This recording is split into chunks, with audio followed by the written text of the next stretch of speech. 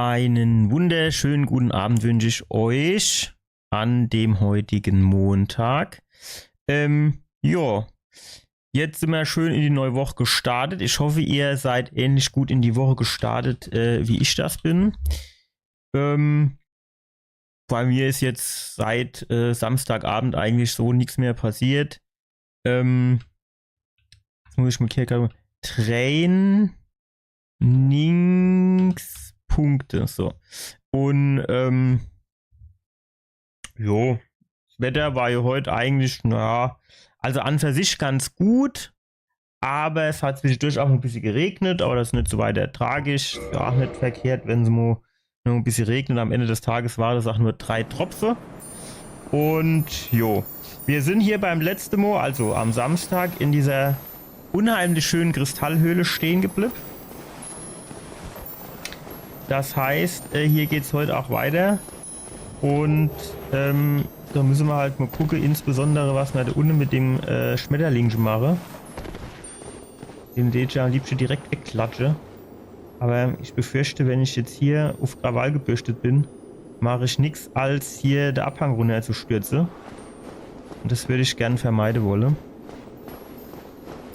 Ja, keine Ahnung, erzählt mir immer gern, wie euer Wochenende bzw. Sonntag noch war. Dann können wir uns da ja auch gerne ein bisschen drüber unterhalten. Und in der Zwischenzeit zeige ich dem Golddämon da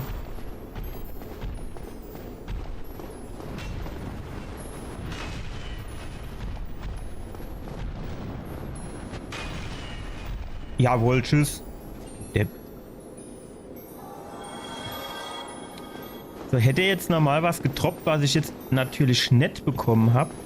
So, warum klitsche ich eigentlich hier immer so rechts runter? Fast in den Abgrund. So, war hier jetzt... Ah, genau. Hier war so Schmetterlingstypi. Den würde ich halt ganz gern... Ey! Als hätte ich den nicht getroffen jetzt.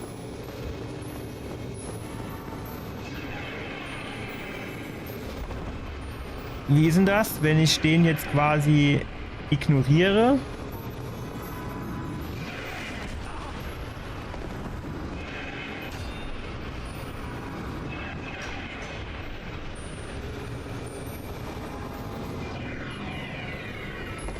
Kommt der dann irgendwie auf die Idee, sich noch irgendwo hinzupflanzen, dass man dem entgeben können?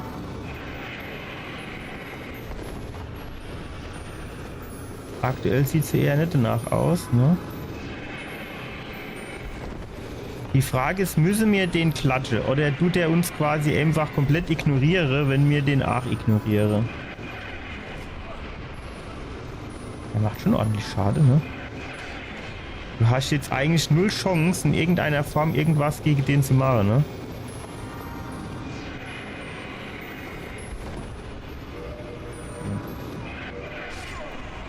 Wir probieren mal aus, was passiert, wenn man den einfach ignoriere. Aber ich kann jetzt echt nicht nachvollziehen, warum ich den eben nicht getroffen habe. Ich habe hier genau vor dem gestanden, habe durchgezogen.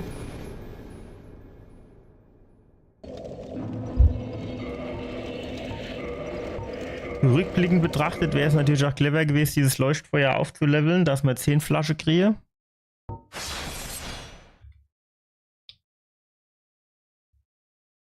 So, Kristallhöhle laden.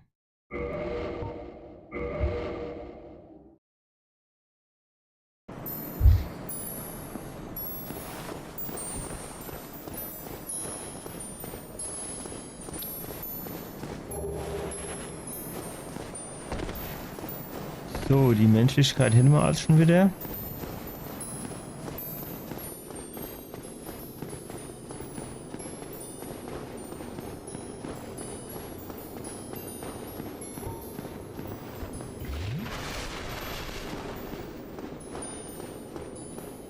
Also von den Schmetterlingen sind hier natürlich stark.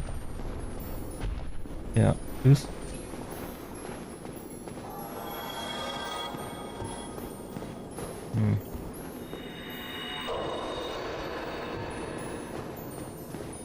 ich weiß halt jetzt echt nicht.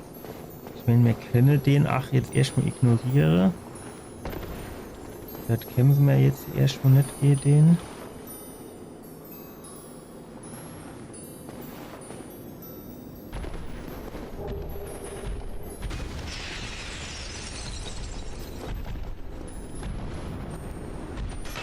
Was ist das dann jetzt für eine Rotze? Ich stehe mitten auf diesem scheiß Steg.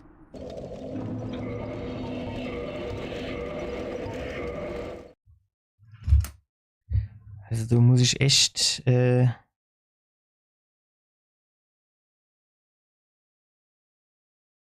auf der langen Seite stehen. Dass ich doch nicht rückwärts hin und runter klitsche, ey. Das ist doch Bullshit.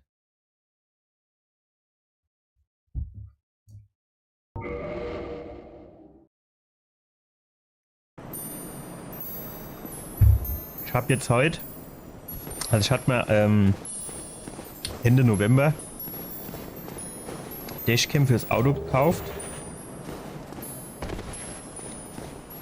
Aus meiner Sicht ist an dieser Dashcam der Akku irgendwie kaputt. Zumindest hat er so gefühlt streckeweise überhaupt also nur dem Motto, wenn ich den Stecker ziehe, dann dauert es 2 Minuten, dann ist er leer oder so ähnlich. Ey, wie soll ich dann bitte an dem vorbeilaufen? Kann ich irgendwie an dem runter springen?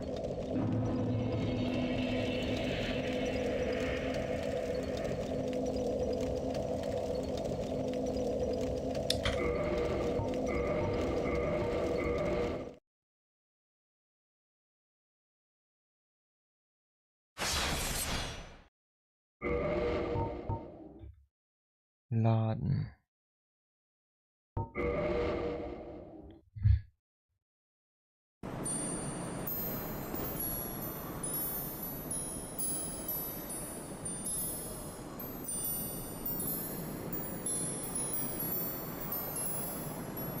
Wenn es gerade Anruf kriegt, ich schreibe nur kurz, dass ich nachher irgendwann zurückrufe.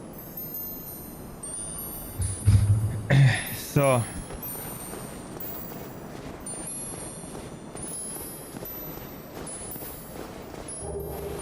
Also auf einen Anruf warte ich tatsächlich auch noch. So würde ich dann auch dran gehen wollen. Aber ich glaube jetzt nicht, dass die heute noch anrufen.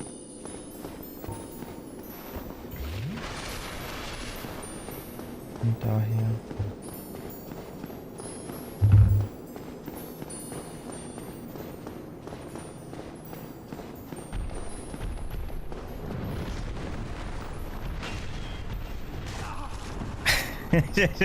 Wenn ich blocke, dann wäre ich so zurückgeschleudert von dem seinem verfickten Schlag. Wie ist denn das? Kann ich das Zurückspringen von dem irgendwie provozieren? Also wenn ich jetzt quasi, wenn der seinen Sprungangriff macht und ich quasi dann zurückgehe, tut der dann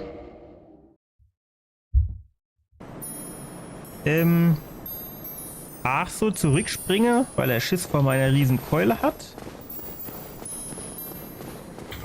Er kennt auch hier das Schild nochmal wechseln. Irgendein geiles Schild.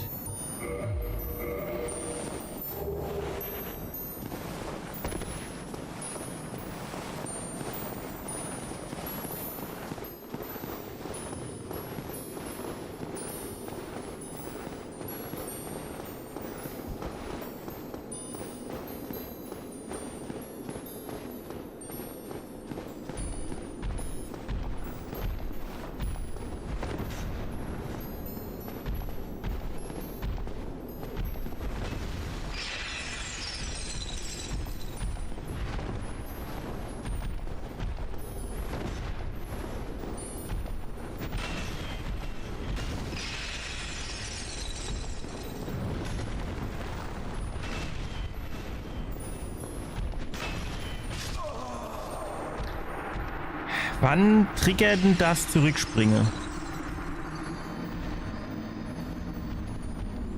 Das Problem ist, durch hinter gute Wetter auch die Platz eng. Aber ich kann natürlich theoretisch, ach, das ist überhaupt eine gute Idee. Kann ich eigentlich nicht dem sei bestimmt schlechte Wegfindung ausprobieren, um eine auszutricksen? Das müssen wir jetzt mal ausprobieren.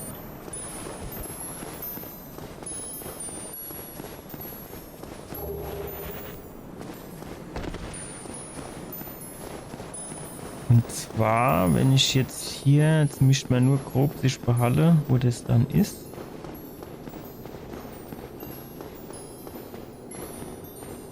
Das ist hier quasi direkt hier in der Verlängerung. Ja. So, jetzt kommt hier der Kollege zu mir gelaufen. Und jetzt rennen wir mal da hoch.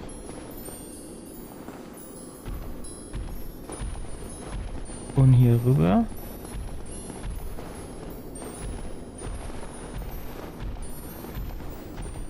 Und jetzt ist er zu fett. War nicht gedacht.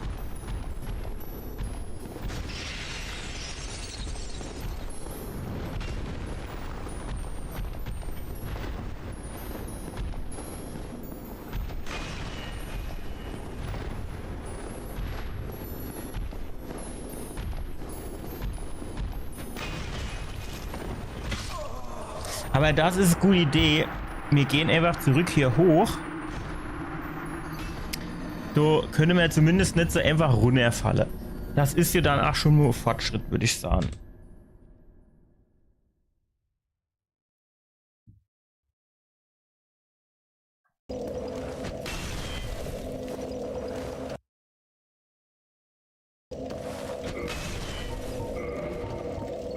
Also, Abfahrt.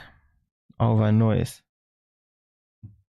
Also ich meine, grundsätzlich den jetzt kaputt zu machen, ist jetzt weniger das Problem, sondern das Problem besteht halt eher darin, dass bei diesen beengte Platzverhältnisse zu machen und wenn der dich halt irgendwo trifft, kickt der dich halt rückwärts hier das Ding runter, ne?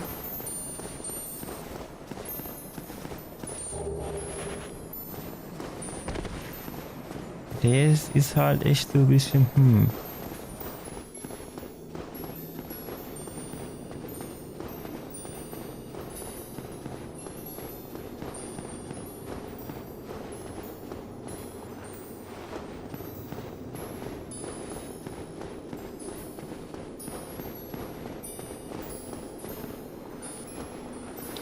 ja, du Leder war aber der Hölle Tempo an der Start, ey.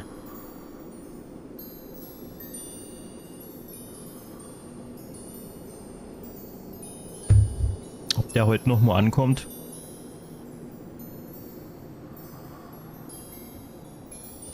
Habe ich ja gerade wieder kürzliche Serie gesehen. Ach komm, jetzt gibt der Gas. Und zwar Marshalls Yellowstone Story oder so ähnlich.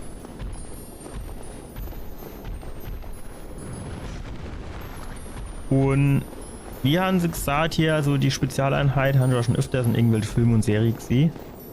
Und ich das zusammenbekommen.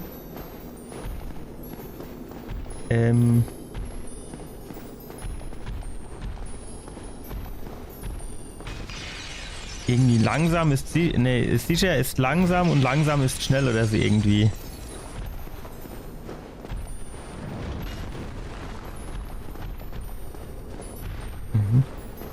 Kannst du noch ein bisschen hier vorkommen vielleicht? Ich meine, gut, so richtig viel Platz hat man hier natürlich auch nicht.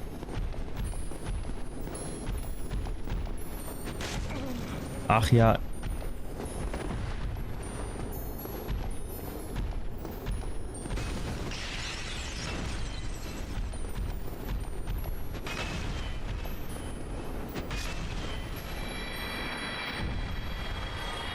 Geil war die Geschichte jetzt natürlich nicht. Das ist echt, wie soll ich denn sagen, eine wackelige Angelegenheit hier. Die Goldhains ja. Aber gut, er hat zumindest nichts gedroppt. Das heißt, wenn er jetzt hier dann irgendwie runterspringt, wäre eigentlich auch egal.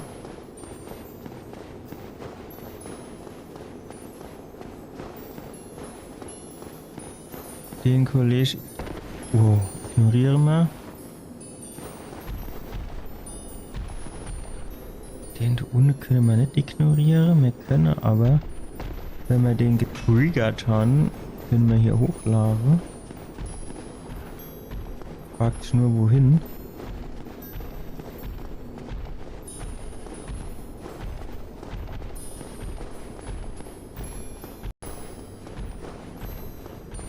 Theoretisch mischt man den Gold-Typ gar nicht wirklich martern, ne? Ja, so hatte ich mir das in etwa vorgestellt. Mensch, Erdspülen. Dann können wir wieder hier runtergehen. Weil ich hab dann schon muss man halt fairerweise sagen, so ein kleines bisschen Schiss, dass das hier in die Box geht, wenn ich dann hier so entlang laufe. Also dann laufe ich vielleicht lieber vor und springe hier wieder runter. Habe ich glaube ich, also ist glaube ich sicherer. So, und wo geht's jetzt weiter?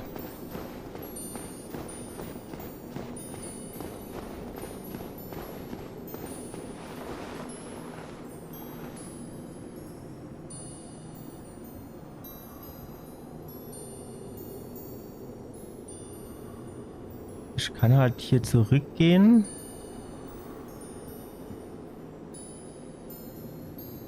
Aber das bringt mir jetzt hier nichts. Und hier geht's aber erstmal nicht weiter, würde ich sagen.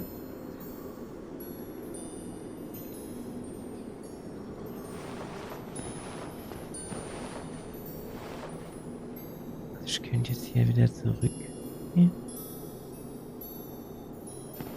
Aber das bringt mich ja jetzt erstmal auch nicht weiter, ne?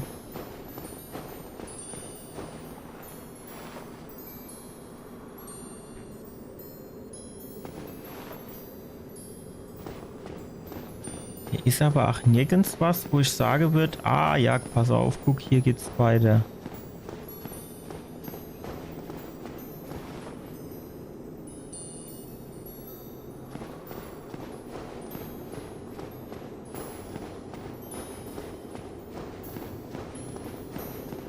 Ich würde halt tatsächlich auch mal interessieren, wie breit jetzt hier so Teil eigentlich ist.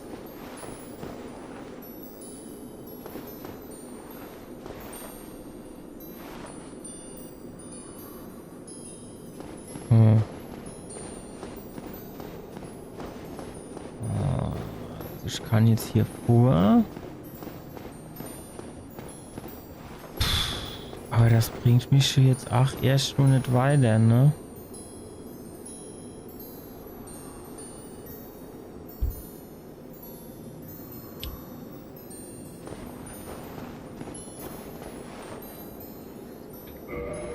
Also keine Ahnung, ich mache hier vielleicht ein neues Safe Game. Aber wüsste ich jetzt echt nicht.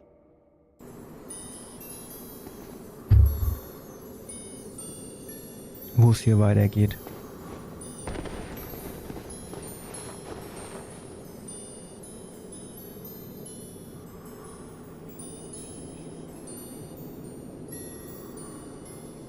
Aber das sieht schon aus, als könnte man hier weiter Lava, oder?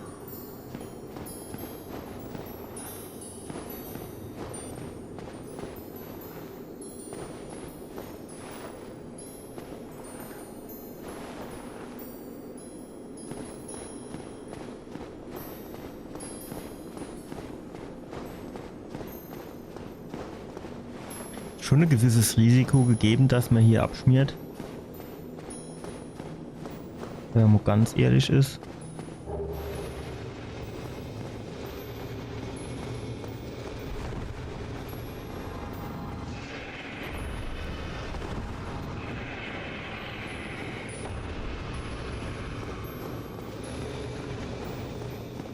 Die Schmetterlinge sind mir jetzt erstmal egal. So. Jetzt sind hier irgendwelche Krebse.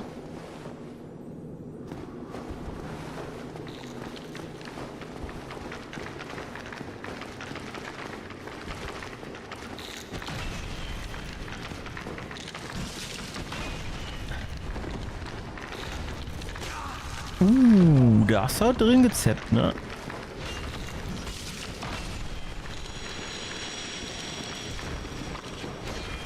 Geh mal weg, du jetzt.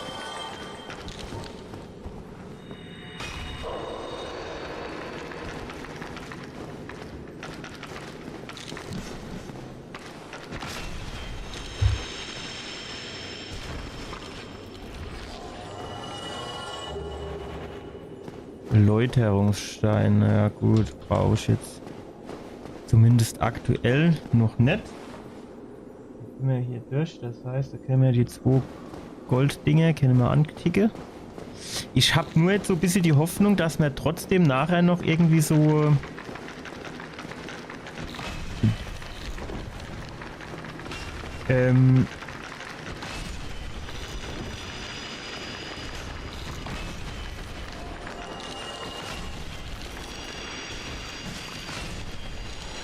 dass wir nachher irgendwie noch so Leuchtfeuer noch nur bekommen.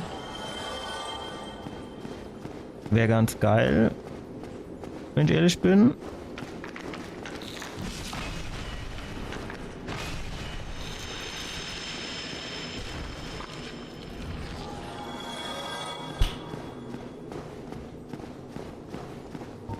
Aber es sieht das so aus, als gäbe es hier jetzt noch ein Leuchtfeuer. Das hier sieht jetzt eher mal aus, als wäre das irgendwie Boss-Arena, ne?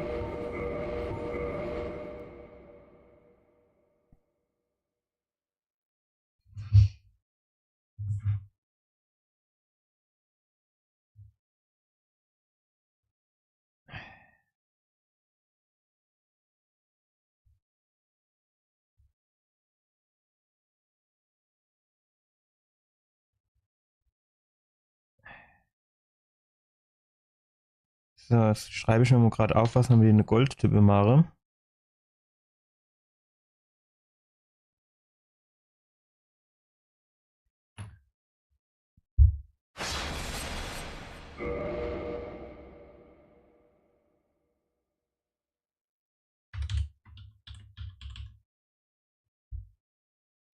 Ich nenne das jetzt trotzdem einfach nur Boss, weil, also es sieht schon halt nur Boss-Arena aus.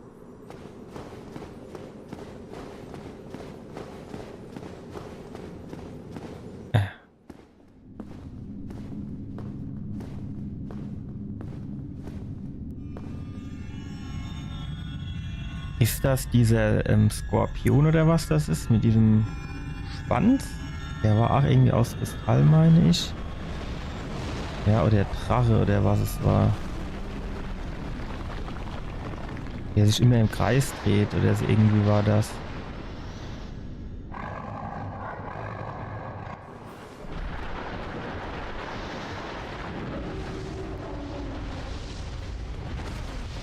Okay, also Springer hat schon mal richtig viel gebrungen.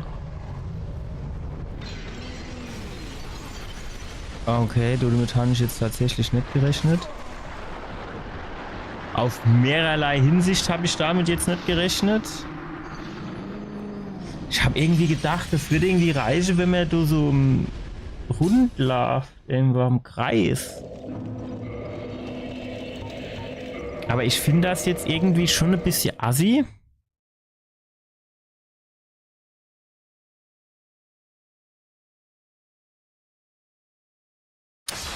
Dass, ne, doch, Load ist richtig. Ich habe schon gedacht, jetzt wäre Schritt. Also ich finde das jetzt doch ein bisschen assi, dass das jetzt so ein langer Weg ist, ohne Leuchtfeuer und alles. Jetzt halt die Frage, wenn man jetzt die schwere Rüstung anziehe, bringt uns dann das was irgendwie in dem Zusammenhang hier?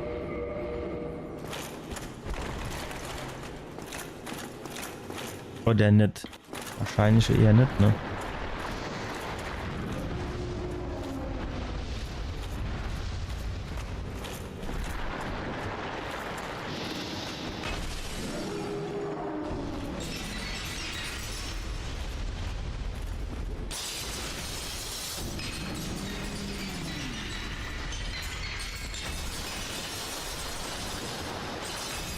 Also ich mache jetzt genau gar keinen Schade, wenn man mal ehrlich ist.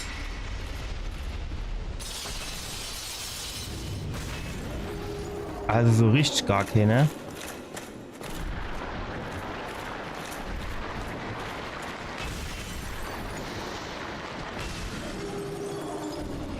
Auf der anderen Seite, lass mich jetzt mal bitte durch. Hallo. Danke. Muss ich hier an dem Teil irgendwas machen? Vielleicht.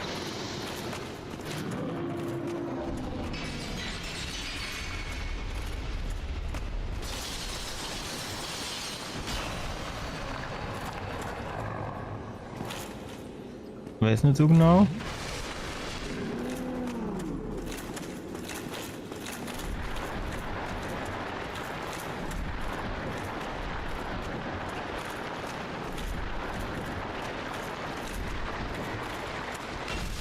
Ah ja, jetzt ich hab da schon mehrere, ne?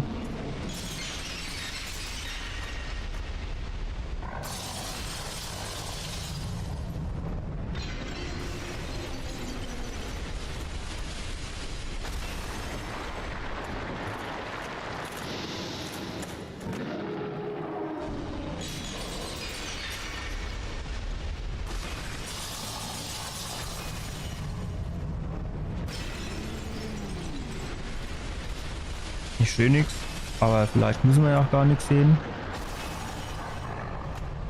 Noch ey Schlag, komm.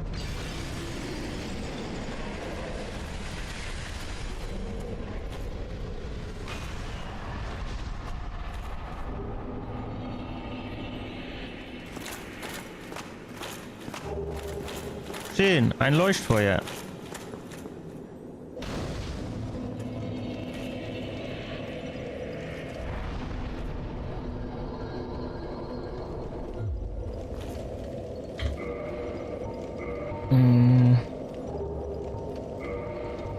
So, jetzt gucken wir mal, wo sind wir dann daheim? Also, schwarze Goldsaum. Goldsaum. Goldsaum.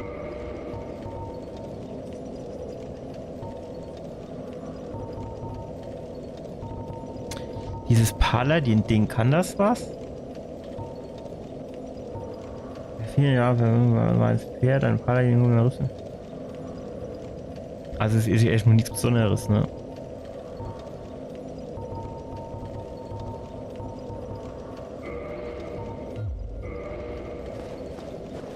So, aber jetzt irgendwie meine Seele bekomme ich jetzt hier irgendwie nirgends mehr her, oder? Also, ich war ja bei dem in der Höhle quasi von der anderen Seite. Und da war ja irgendwie... Also da musste ich ja sterben, ne?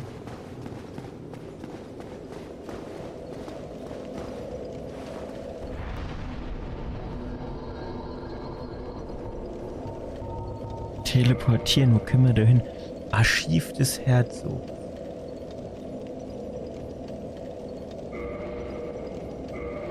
Ja.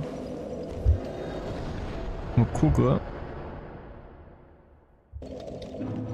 Ah, genau, das ist doch hier. Ja, sehr gut. Das ist das hier auf dem Balkon. Obwohl, ist das gut? So weiß ich nämlich den Weg nicht, wie ich wieder in dem seine Kammer reinkomme.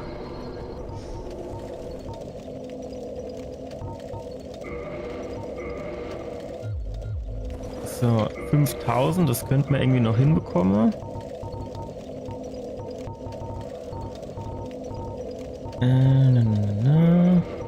Gib die 5, gib die 10. Ach, naja. Inkludiert die 5 quasi.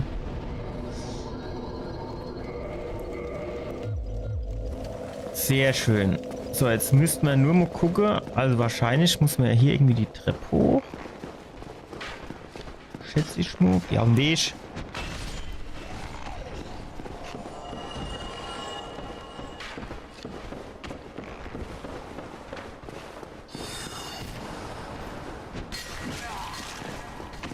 Der lebt ja alles noch. Ja, ey, ich könnte so kotzen, dass der jetzt mit diesem scheiß Knüppel da oben geht, jede Sturz schießt. Ach so, und was haben wir nicht gemacht, Leid?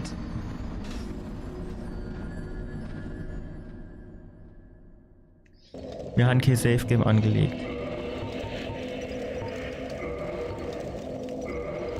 Jetzt aber auch nicht schlimm, weil dann können wir den Bossgegner noch mal üben.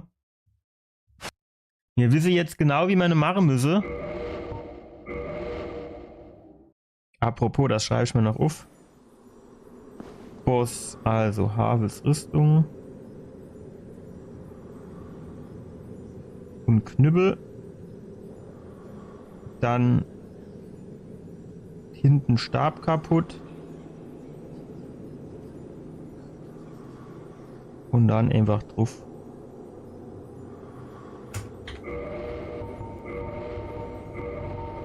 Also Havel 1, Havel 2, Havel 3, Havel 4. Wie war das? Kommt der jetzt hier so zwischen den Stab, oder? Ja, hier kommt der zwischen den Stab.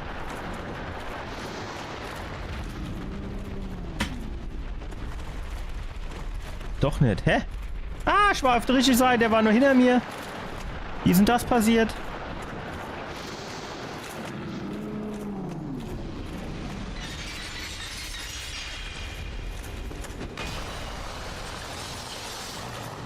So, mein Kollege, jetzt du mir uns in der Halle. Brauchst gar nicht so rumzedere. Jetzt geht's dir an den Krage, Kollege.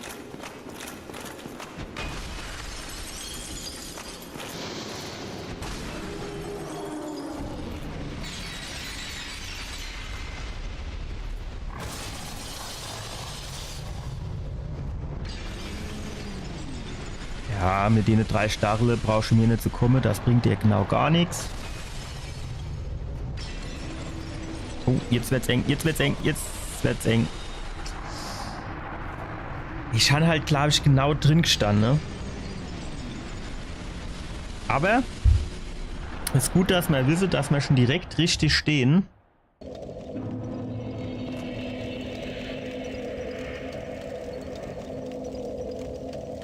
Das finde ich halt immer ein bisschen komisch, wie man jetzt quasi so quer durch die Halle teleportiert wird in dieser Zwischensequenz. Aber ist okay. Wenn wir das jetzt wissen, dann können wir das hier direkt nutzen. Oder uns zunutze machen.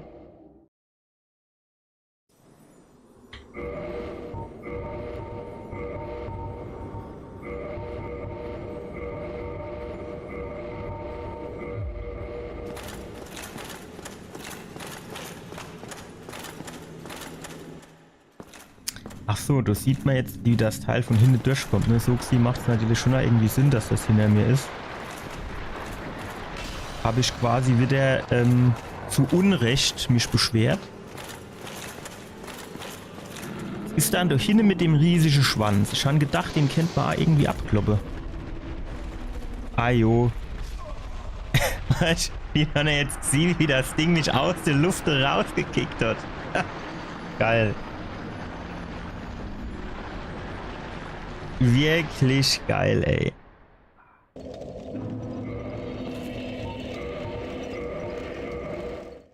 Ich mache mir jetzt hier mal ein neues Safe Game, wenn ich die Rüstung anhab.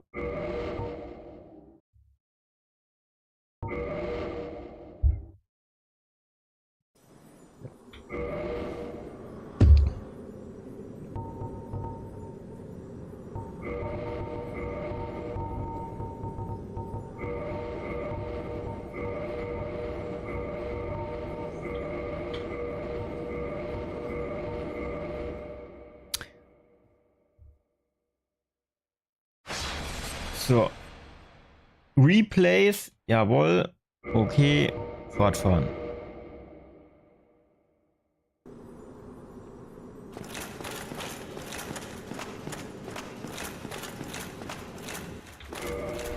Nee, dreh dich um.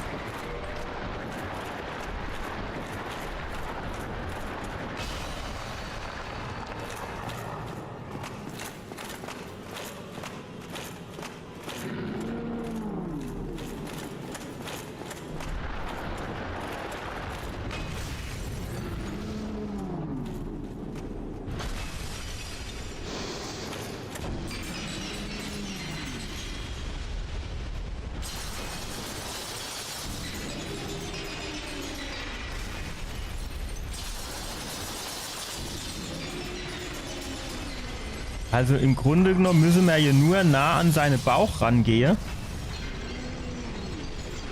Hatte ich gedacht. Was? Man sieht halt auch so wenig.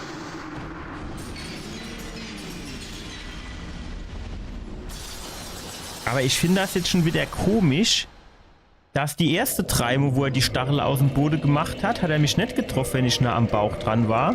Und dann auf einmal doch. Finde ich jetzt wieder merkwürdig, wenn ich ehrlich bin. Kann man doch noch irgendwas nehmen, das uns... Ne, wir haben so viel halt nicht, ne? Das ist uns irgendwie schademäßig. Wie sie begünstigt.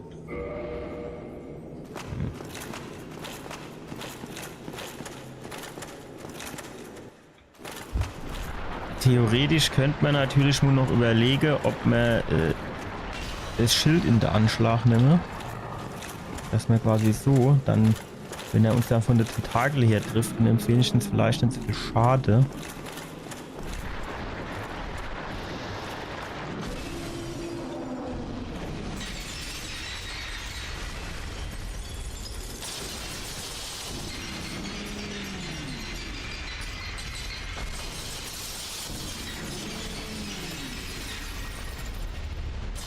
Ich sehe halt nichts, ne? Das ist halt so ein bisschen das, was mich stört.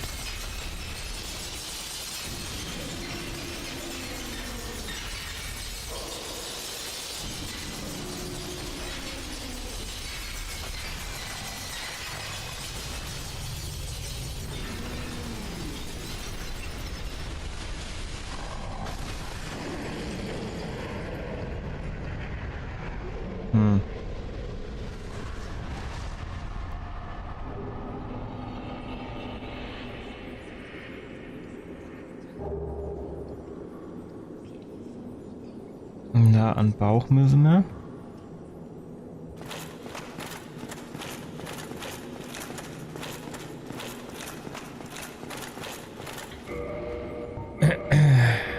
Dann machen wir mal ein neues Safe Game.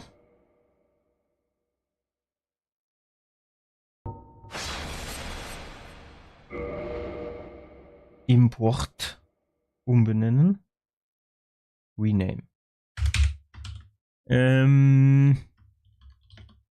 Ich glaube, Sess hieß der, ne?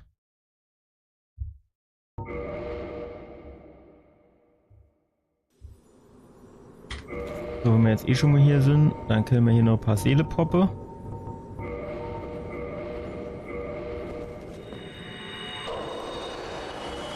Und jetzt können wir hier...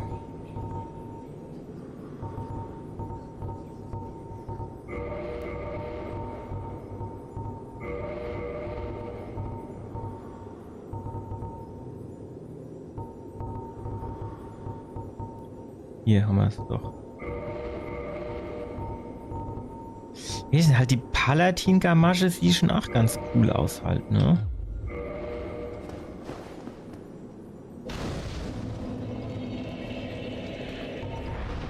So, aufsteigen. Annehmen. Teleportieren. Archiv des Herzogs. So, und jetzt gucken wir mal, ob wir den Weg doch dann irgendwie noch mal hinbekommen.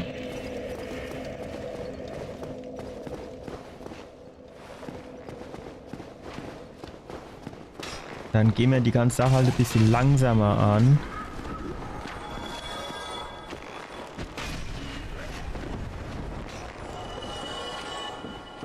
So, und dann schnappen wir uns zuerst mal da oben.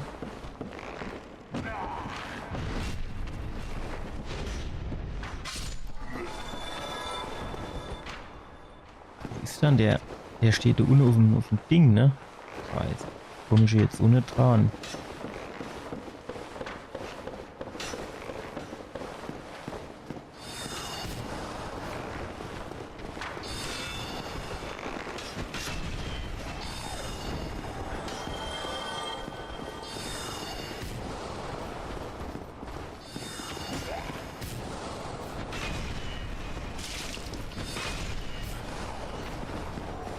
So. Ah, stopp.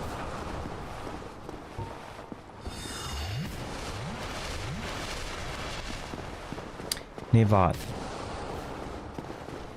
Ist das...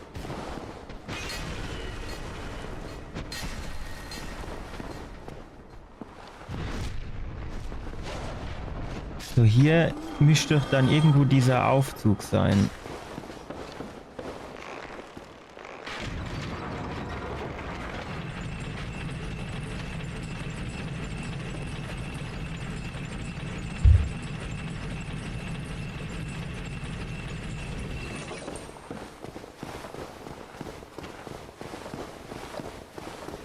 Dann wäre aber ja das Archiv hier quasi auch abgeschlossen, ne?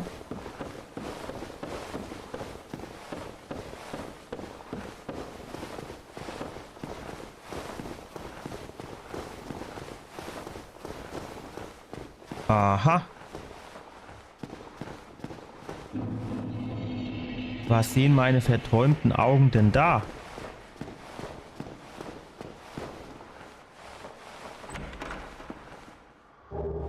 Zauberglut. Ach, guck, hier ist noch eine Treppe hoch.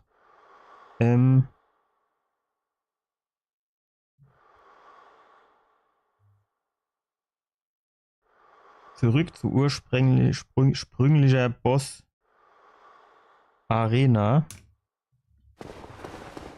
So. Aber hier ist eine Treppe. Und die Treppe können wir hoch. Geil. Und das bringt uns jetzt genau was? Außer, dass wir hier Rundlauf spielen können. Irgendwas? Ein Item.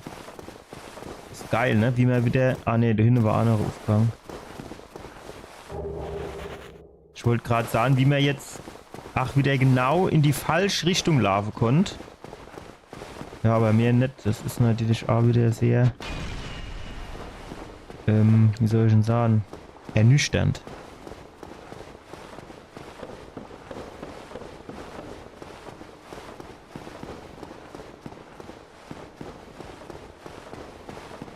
So.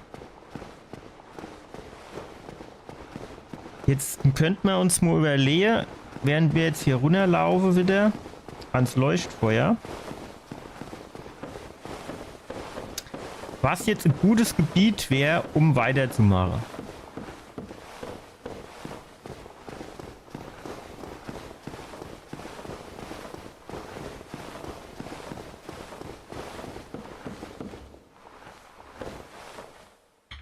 Kann man eigentlich irgendwo sehen, wie viel Seele man braucht zum Aufleveln? Nee, ne? Das sieht man dann erst im Menü, wenn man tatsächlich aufleveln kann oder halt eben auch nicht.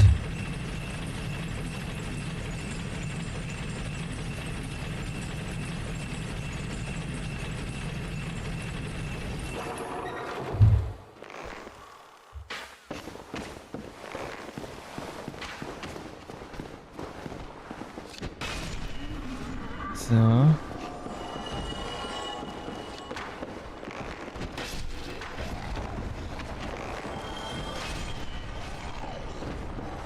Eigentlich dürfte doch von den Zauberer jetzt gar kein mit losen.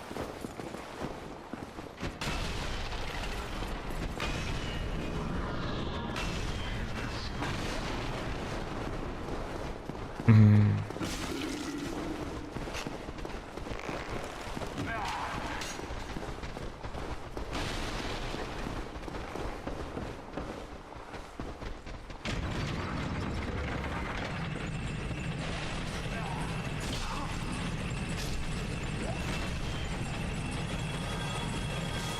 Wow, der lebt ja noch.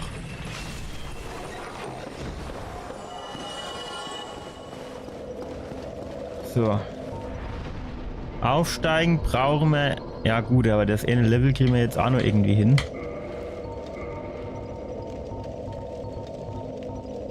Und zwar, wenn wir hier so seelische Pöpsche.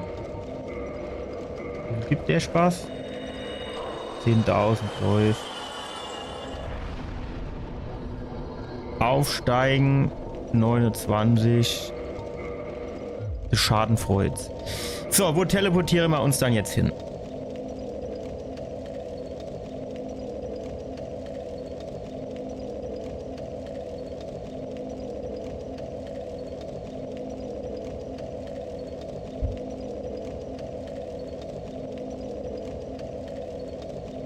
In Sens Fortress hätte man halt noch was zu machen. Das könnte man sich jetzt hier halt auch irgendwann noch mal so überlegen.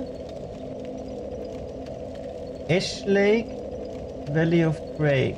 Was ist hier noch dazwischen? Darkwood Garden. Ah, da ist hier noch das Sif. Das ist der eine Wolf. Kennt man halt auch noch mal hingehen. Und so ganz oben, da kommen wir nachher noch hin.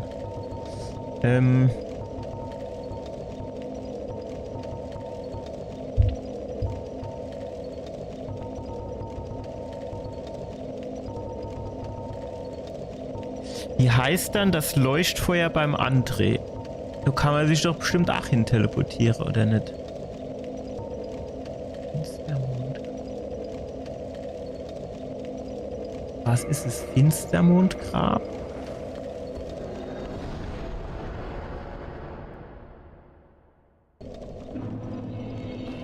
Ne, das ist nicht das, wo wir hin wollte.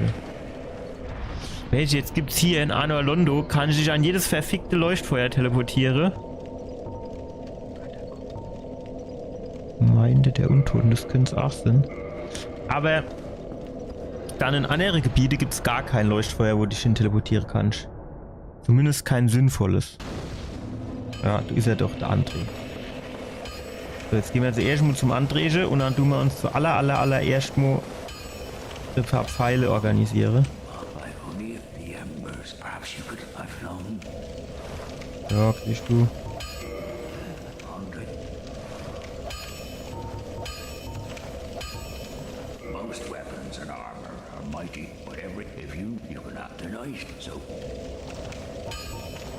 So, Waffe verstärken.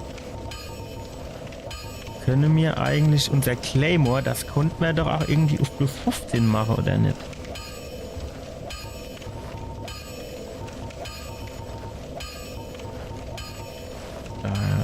Nichts zu machen jetzt, ne? So, Gegenstand kaufen. Pfeile. Standardpfeil. Haben wir mal 100.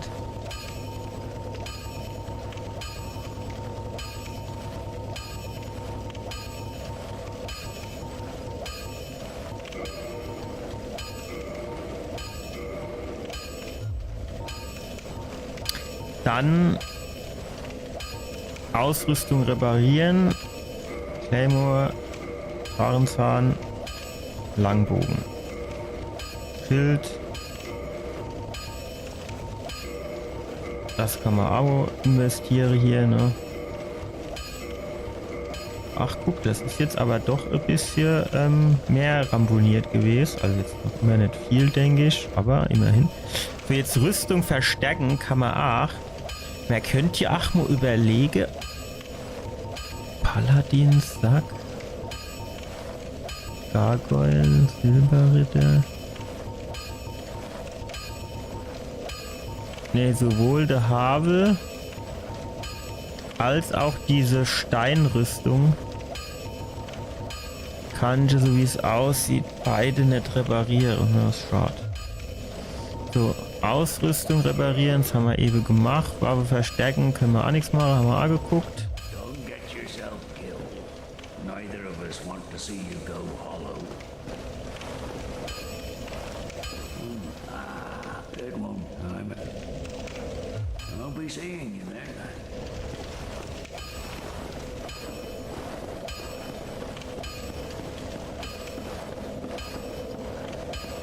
So, dann gucken wir noch mal, ob da drüben was geht.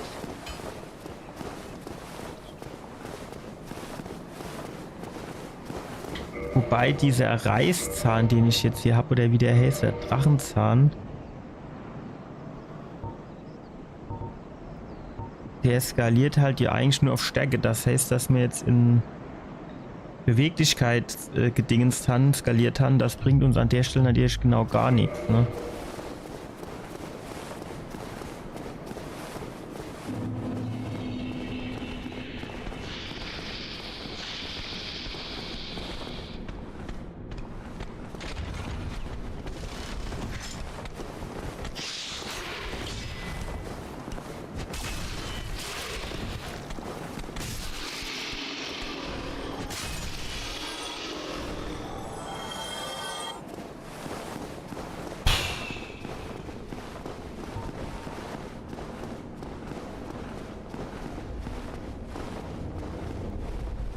Langbogen. Auf der anderen Seite, eigentlich ist es ja auch egal, ne? Den du hinne, den könnte man sich mal beiholen.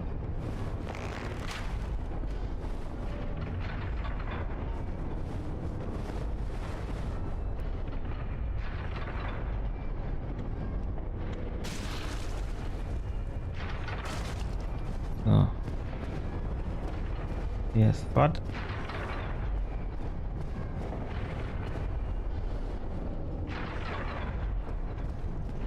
Und hier in der Ecke konnte man sich quasi direkt schon runterfallen lassen, meine ich, ne?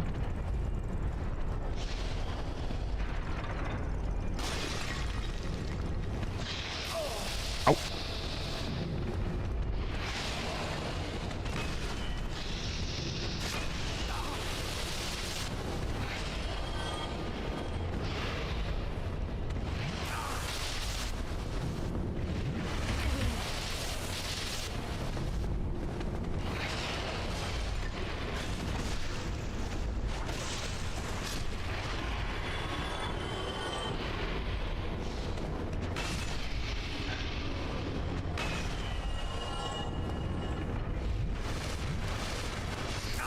Alter! Wer schießt dann da noch? Gib dein Item jetzt her.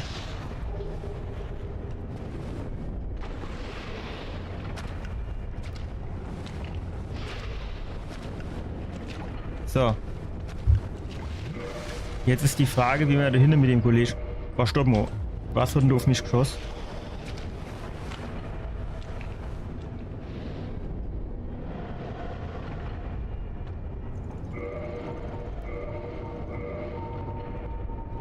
Jetzt ist die Frage, wie man da hinten mit dem Kollegen umgehe.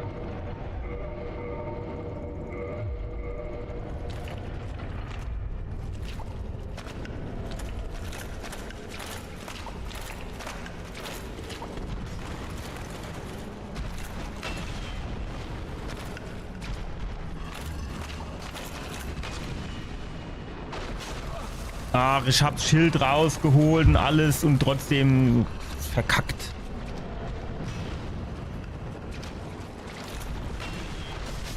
Ach, jetzt kommt der Anna von hinten angehupst. So könnte ich wieder kotzen. Und was haben wir wieder nicht gemacht? Safe Game. Scheiße.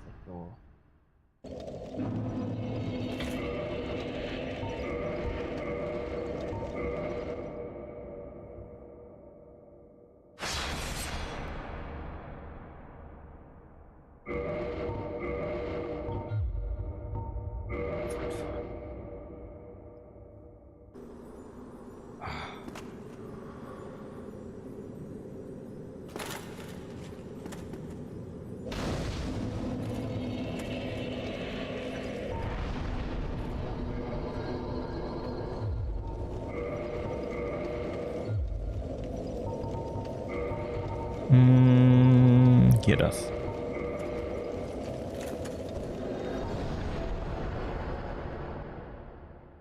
Jetzt müssen wir ja wieder dorthin erlaufen, ne?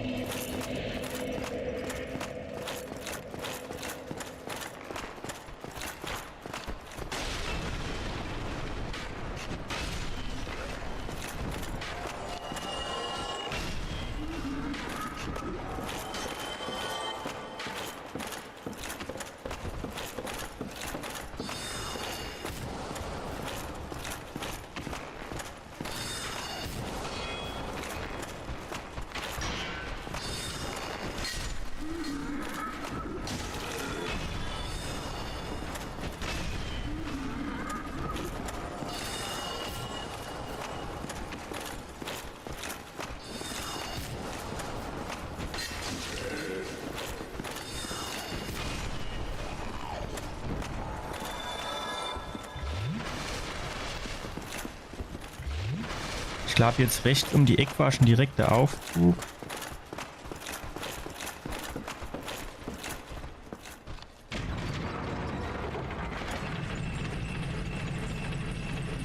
Guck mal, jetzt habe ich extra durch schon so riesige Rüstung an vom Havel und trotzdem machen die mir noch einen Haufen schade, wenn die mich treffen mit ihren Pfeilchen. Als würde die Pfeile überhaupt so durch diese Scheißrüstung durchgehen. Im Leben nicht.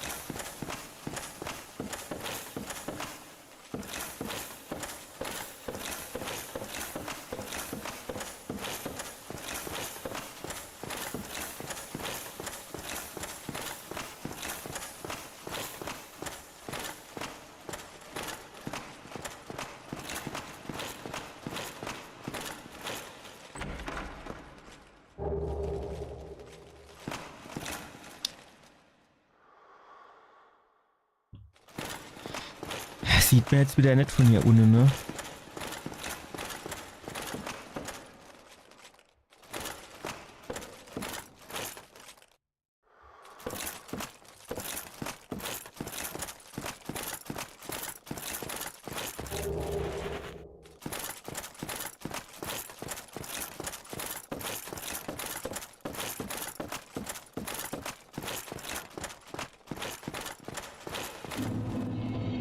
So, jetzt habe ich aber, wenn ich ehrlich bin, überhaupt nicht so viel Lust, jetzt hier wieder Halbweltreise zu machen.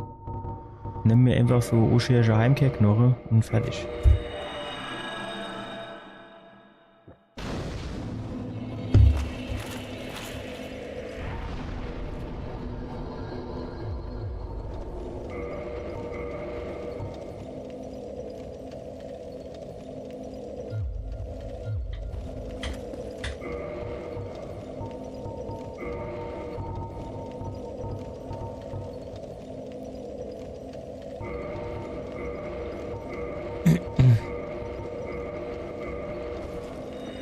Warum hat er jetzt... Jetzt habe ich wieder auf Ablegen geklickt.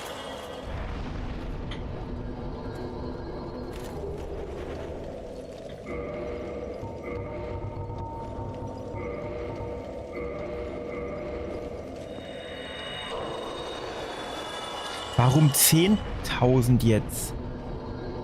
Ach so Scheiße.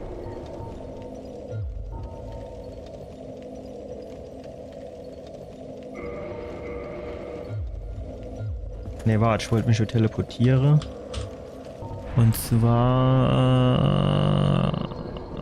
Gemeinde der Untoten.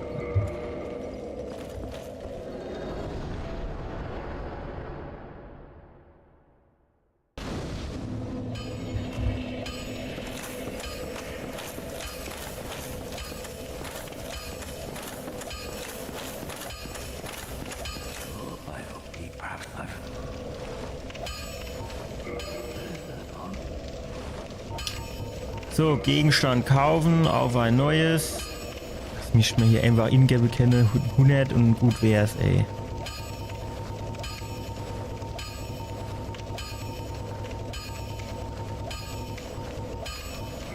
So. Standardpfeil. Ausrüstung repariere. Dann machen wir die Geschichte jetzt nochmal. Zack, zack, zack, zack.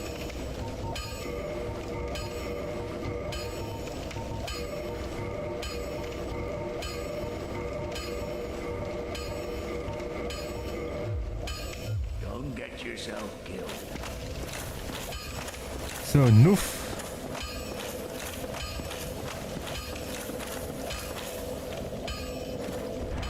Raste mir hier am Leuchtfeuer.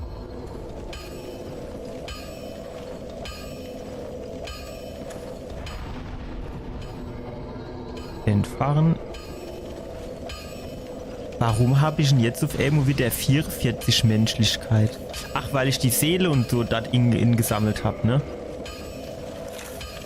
Und wenn wir jetzt wieder die ganze Dinger holen, dann kann ich schon hier Armo Normo entfachen drücken.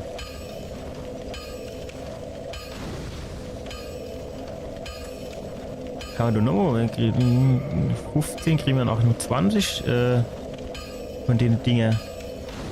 Geil. Aber das war's jetzt, ne? Wenn ich jetzt nochmal entfache mache und dann... Ja, alles klar.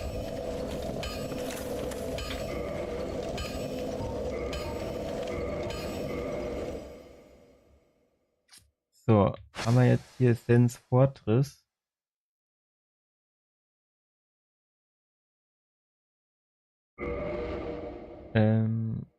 Import. Rename. 05. Dämonen.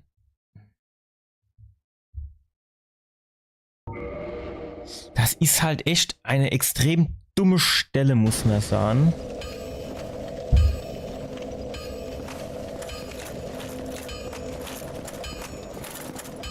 Ich weiß echt nicht, wie ich die am sinnvollsten machen kann.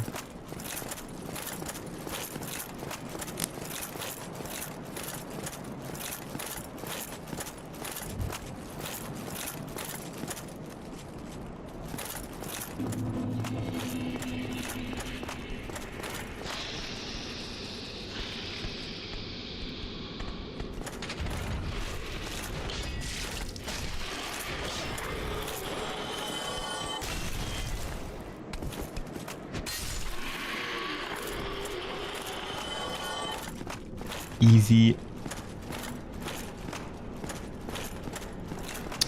Ich müsste nur noch recherchieren, wo ich diesen Ring herbekomme, dass der Fallschaden minimiert wird.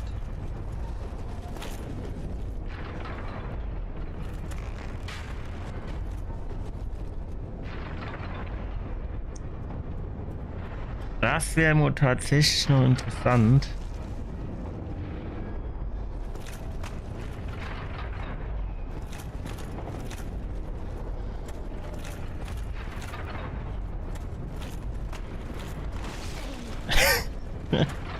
Ja, mit der Schwerrüstung. So ist halt die Rolle nicht so geil, ne? Ja.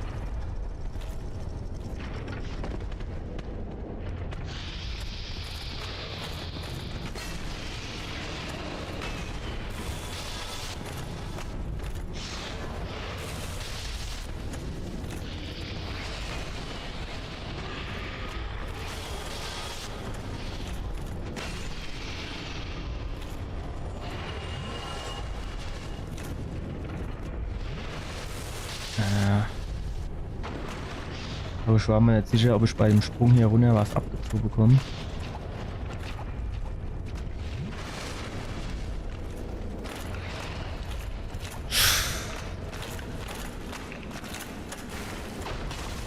Komm, ich bin doch gesprungen.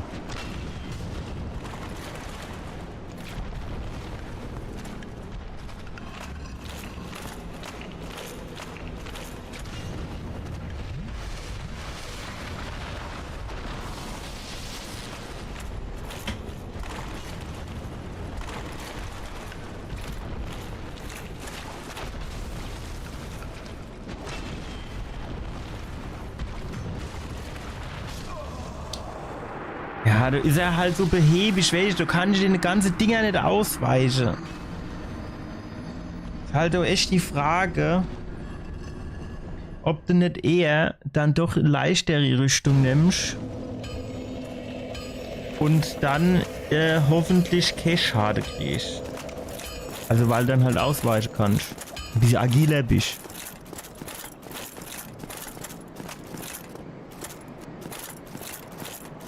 Weil ich weiß nicht, so viel Schade, wie ich das gern hätte, zieht die Rüstung dann halt eben am Ende des Tages auch nicht ab, ne? Also ich hatte dann immer so gedacht und gehofft,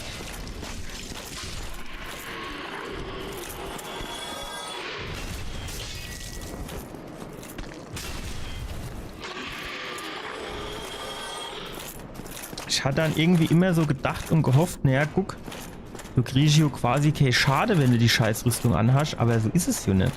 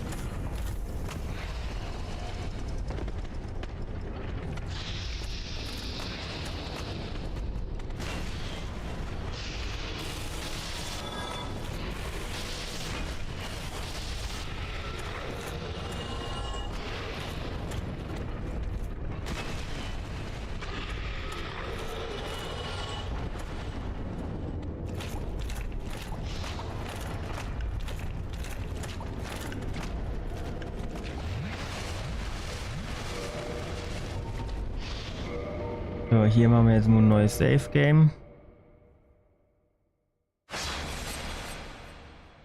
Dass wir den ganzen Weg nicht jetzt mal neu machen müssen. Aber das kann doch also eigentlich nicht sein. Ich bin jetzt schon so stark. Eigentlich müsste ich die doch jetzt schon packen können ohne Probleme.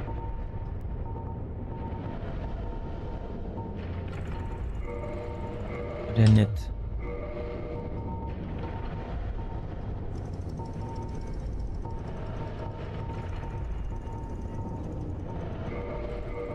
Ja, keine Ahnung, mal ausprobiere. Da können wir wenigstens ein bisschen besser ausweichen. Ach shit.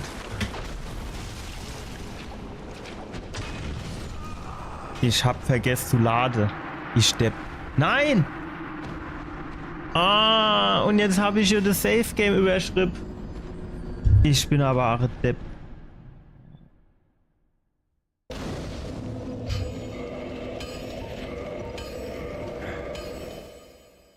Jetzt muss ich hier eine ganze Shit nochmal reinmachen.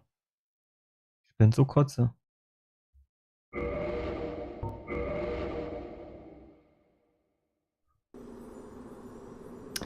Wobei ich jetzt halt auch tatsächlich sagen muss, so unterm Strich,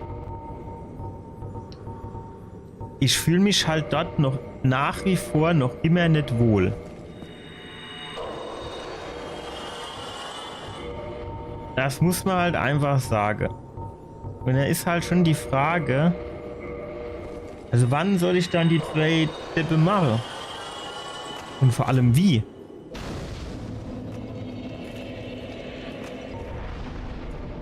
Wenn das jetzt nur einer wäre, dann wäre das okay Thema. Aber es sind halt 2.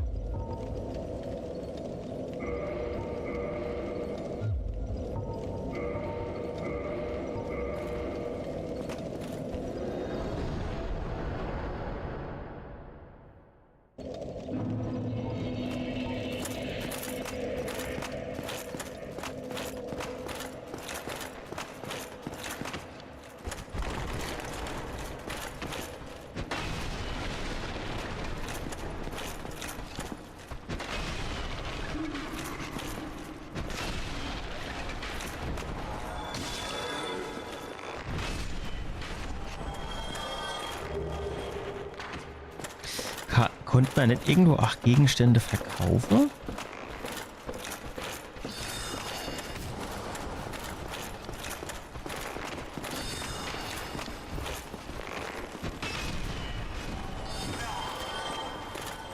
Ach, das ist noch einer. Den habe ich eben gar nicht gesehen. Wo kam der dann her?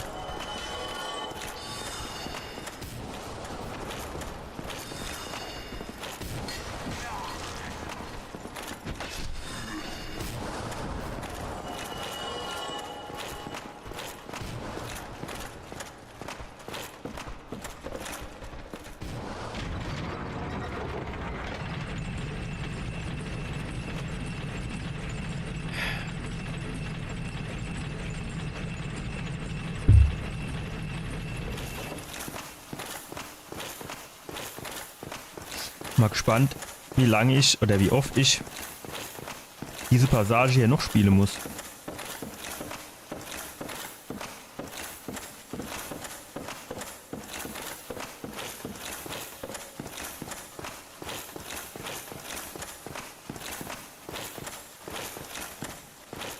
Aber wenn ich jetzt schon gerade dabei bin, dann kann ich hier mal kurz hier, während ich hier den Kram insammle, googeln.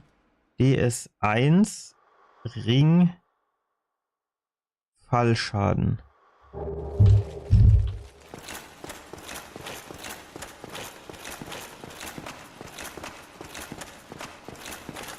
Ah, das brauchen wir noch insammeln, genau.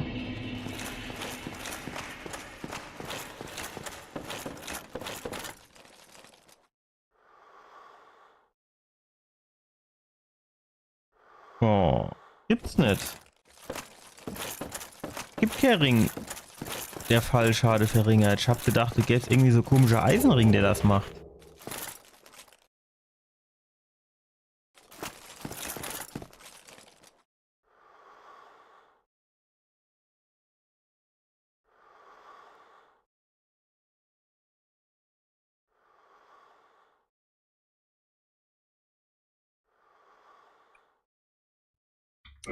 Gibt es Zauber, der das kann? Du brauchst mal aber Intelligenz 10. Ich schon genau 8. Wie ich mal behaupte, das wird wohl nichts geben jetzt, ne?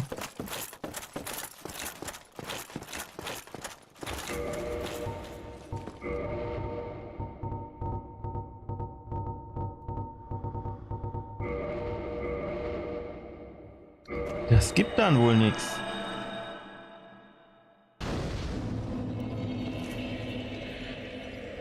Okay, leichteres Gewicht reduziert den Fallschaden. Das wird dir bedeuten, wenn ich jetzt quasi hier meine Standardrüstung anziehe, müsste ich ja eigentlich weniger Fallschaden bekommen. Ja. Bin ich mir noch nicht so sicher, wie sehr ich das glauben kann.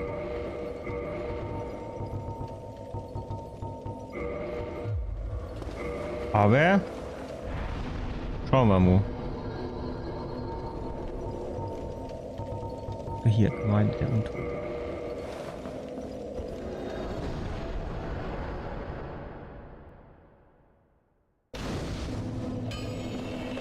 Din, din.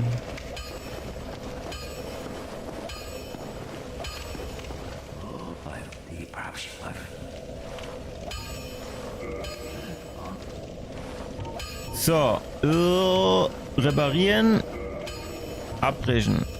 Okay, okay, okay, okay.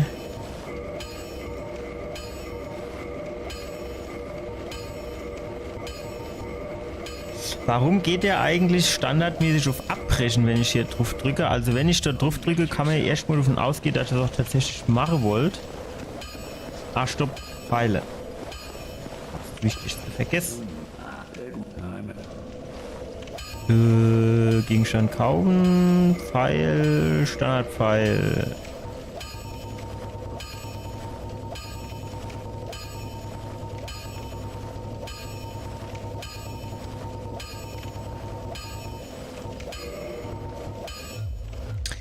Man könnte sich natürlich Achmo an der Bogen holen und den Bogen aufleveln, damit ich mit dem Bogen mehr Schaden mache. Das wäre vielleicht Ammo geil Geschichte, ne?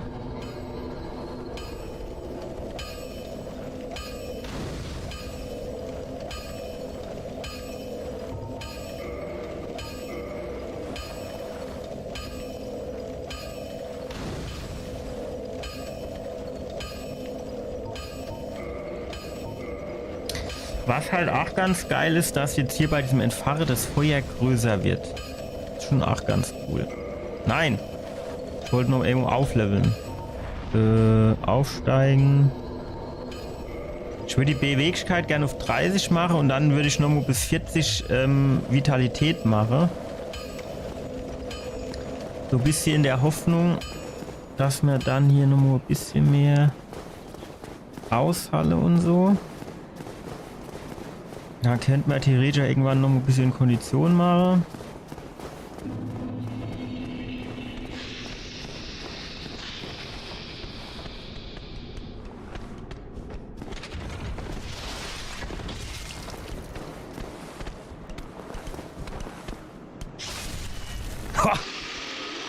Da haben wir zwar beide mit einem Schlag kaputt gezwiebelt. Geil. So gefällt mir das. So gefällt mir das.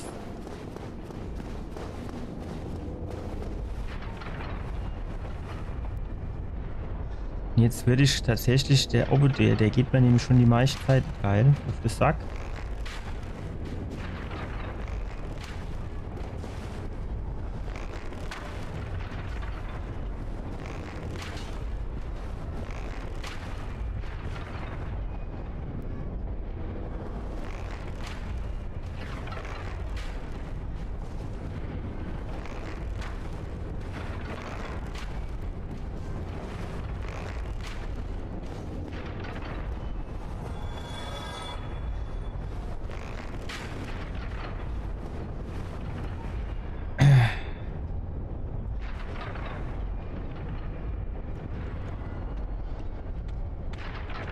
Oh, ich wollte schon sagen, ey, scheiße, kommt der diesmal jetzt wirklich durch? Aber er ist kurz vorher noch in den Tod gestürzt.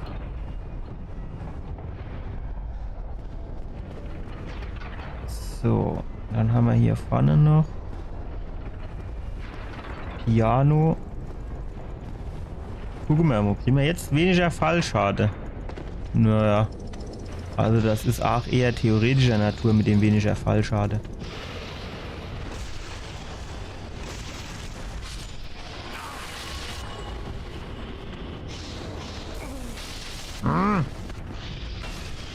Spring weg.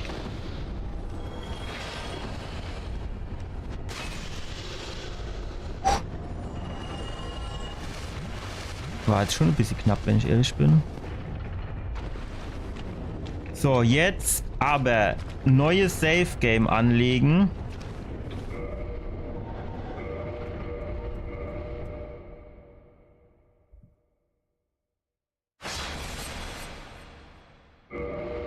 Wenn die halt auch wenigstens nicht so dumm wegspringe und mache würde, ne? Replays.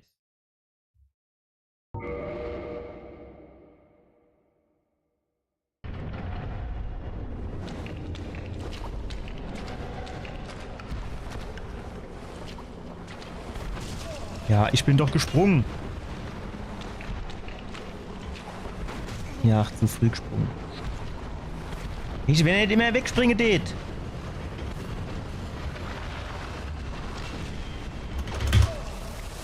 Ja, Ich weiß nicht, wie ich gegen die kämpfen soll.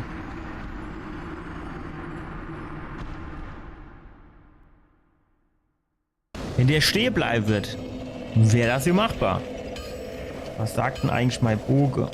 Ach nee, komm, bringt mir jetzt nichts. Safe Game lade. Ich die Hanjo im Internet haben sie geschrieben, ah ja, am besten ist, du stellst dich oben an und du 100 Pfeile drauf schießen. Ja, geil. Da kann ich eine halbe Stunde Pfeile auf den schießen. Habe ich mal bei irgendeinem Drache gemacht. Ich habe keine Ahnung, was das für Dark Souls war.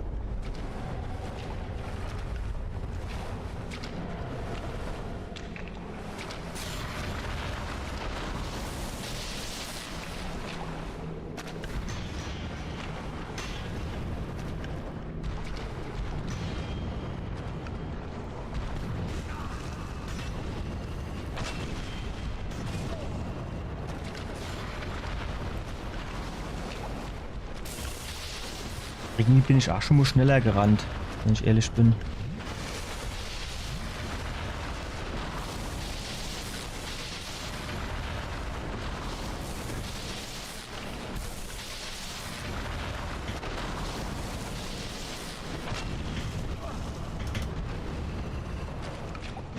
Ja, wählt jetzt mal einen schweren Angriff und dann hupst er weg.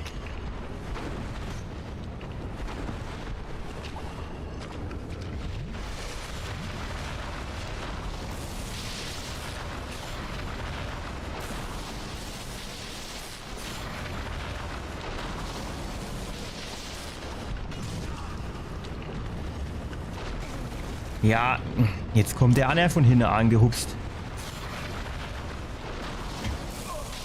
Ich wollte gerade springen.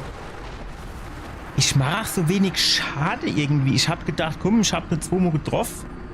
Aber der hat gleich, keine Ahnung, einen Zentimeter Schade abzubekommen.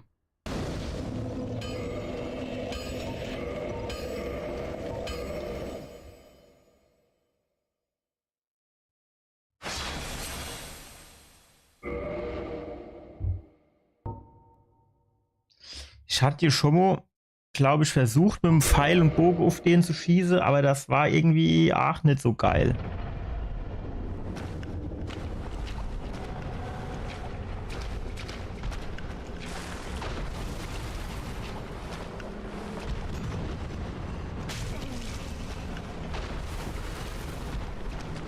Ja, jetzt springt er weg.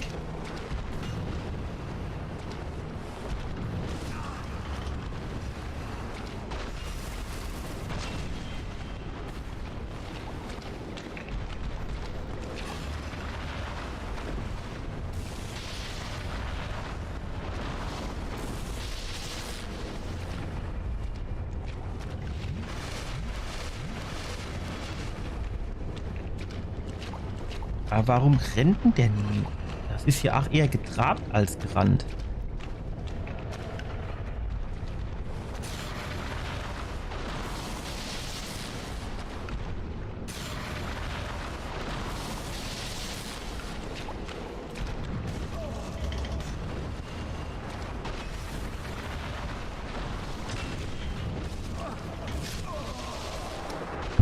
Also ich muss den quasi, ich würde sagen,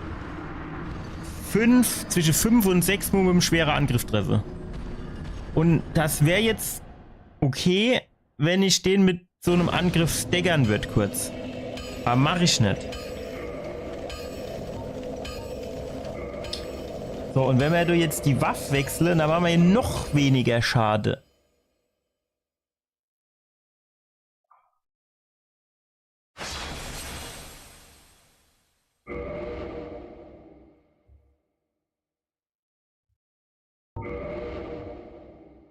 Also wenn ich das Claymore nehme, das ist ja eigentlich so mehr oder weniger mein Standardwaffe, auch wenn ich die jetzt schon länger nicht mehr in die Hand genommen habe.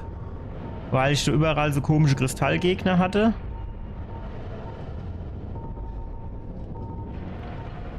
Wie ist sie dann? Hallo. Hier, Claymore. Aber im Claymore mache ich ja quasi gar keine Schade geht, das Ding.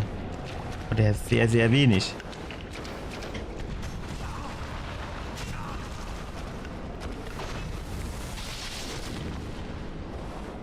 Naja.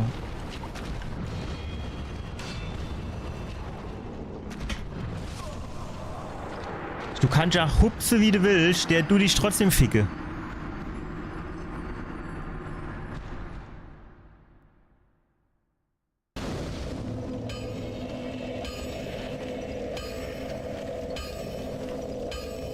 Ich hab die 2 Gegner da unten echt keinen Bock zu kämpfen.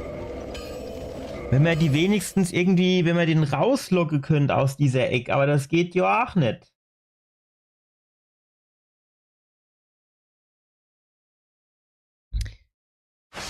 Kann ich hingehen? Nächste Frage. Load.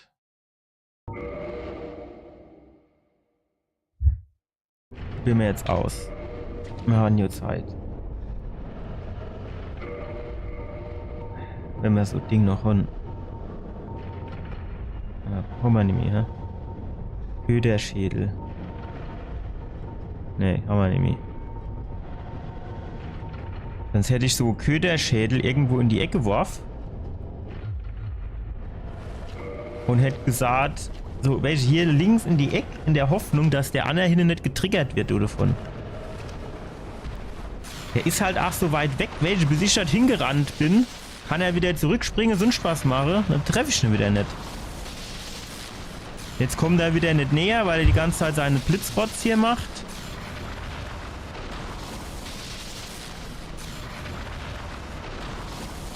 Also ich sag, wie es ist, da hast du als Zauberer schon geiler. Und er kommt jetzt noch nicht. Ey, ein sicher verfickter Schritt näher.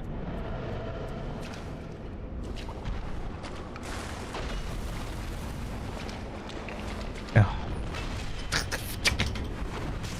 Ah jo, was Reichweite.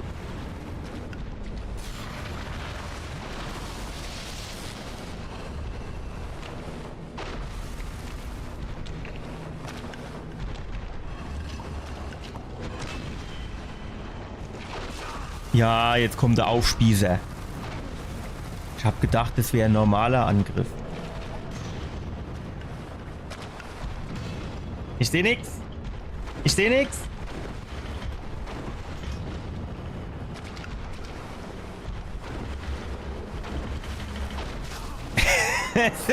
Jetzt kann er auf Emo in den Gang rinspringen.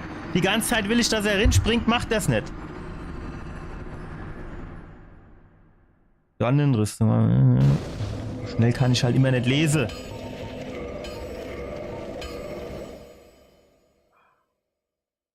Irgendwie mein Nagel, ey. Der ist echt. Ich bin froh, wenn ich am Freitag hier beim Chiropraktiker bin. Knüppel hat.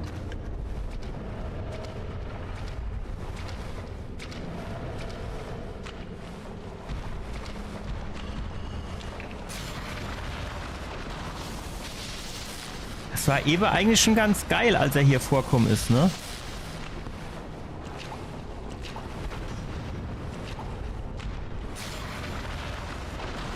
Der müsste aber halt hier jetzt nur einen Schritt weiter vorkommen. Ja, genau.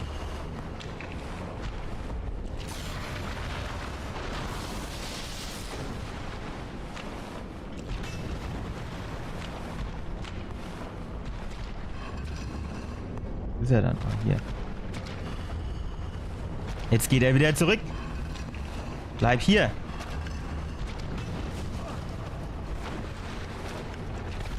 Ey, wie kann der dann durch diese Wände durchschlagen? Ich kann doch auch nicht durch die Wände schlagen.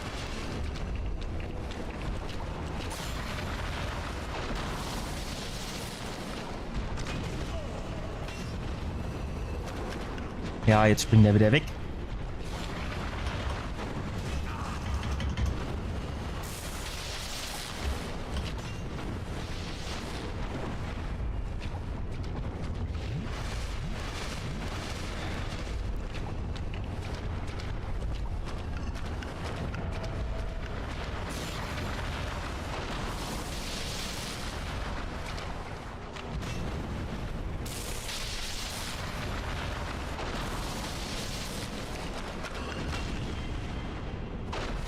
Jetzt kommt wieder der Aufspießer.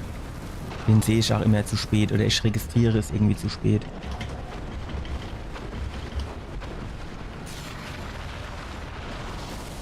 Formulier es nur so. Wenn der erste weg wäre, wäre der zweite ja wahrscheinlich gar nicht mehr so das Problem mehr.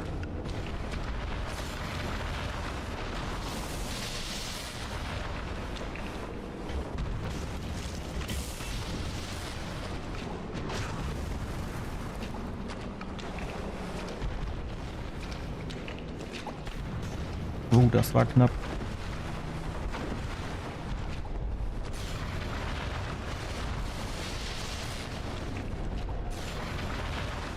Wie viel Energie hat der Kollege noch? Noch mehr als die Hälfte.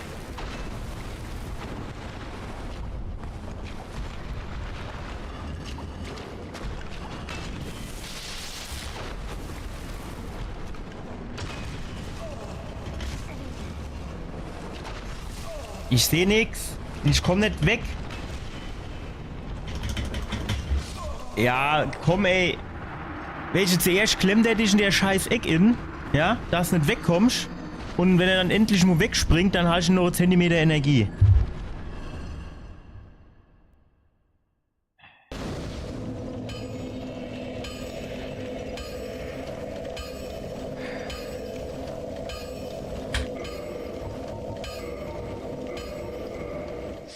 Bringt ja auch nichts. Also es ist jetzt quasi, ich drehe mich hier im Kreis.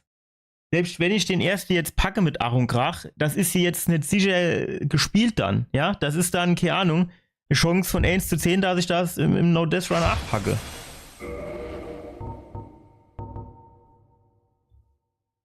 Das bringt nichts. Also wirklich gar nichts.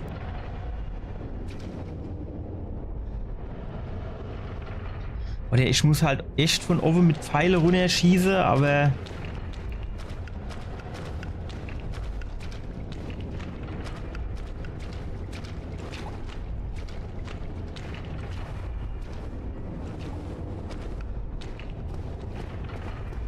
Das liegt an diesem komischen Teer, der da unten ist, da ich so langsam bin. Ey, ich weiß gar nicht, wie das so gefickt wäre kannst, ne? Der Teer, dass du dich nicht bewegen kannst. Dann 2 von denen Typen, also von diesen Titanit-Dämonen, die danach noch 1000 mehr Schade aushalten als die anderen 2, die dort unten waren. Ja.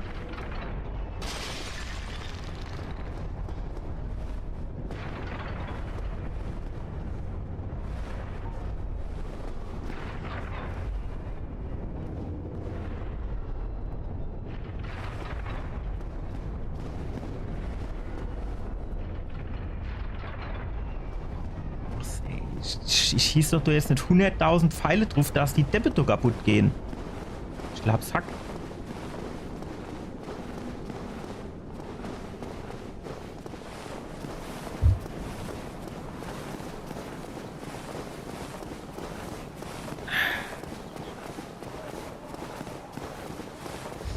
So, ich würde sagen, ich gehe jetzt mal kurz nach Anor Londo und hol mir mal den anderen Bogen.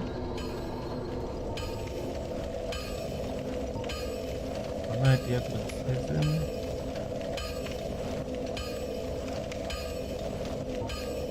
Finstermondgrab. Ja, ich ist wahrscheinlich am finstersten.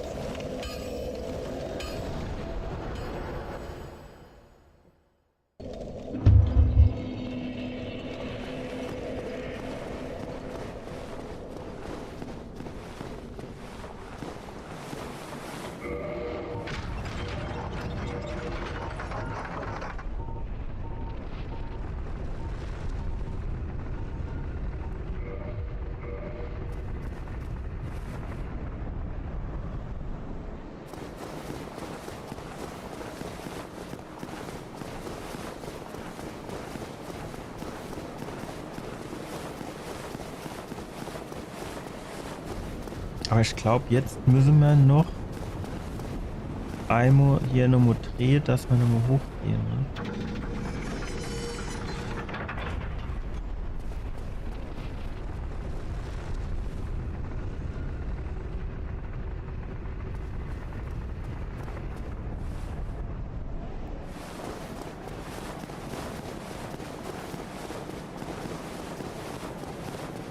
Muss ich nur noch mal überlegen. Ah ja, Schwester. Ja, mal gucken, ob wir da durchkommen, ohne dass wir da jetzt Probleme bekommen.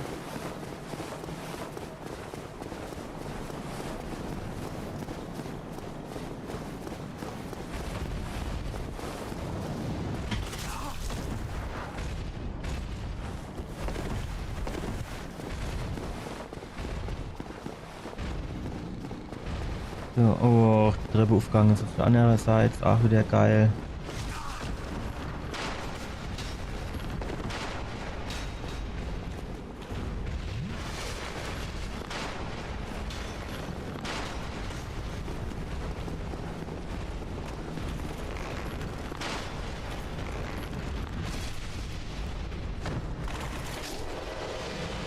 Noch eins hoch. Okay, von mir aus. So.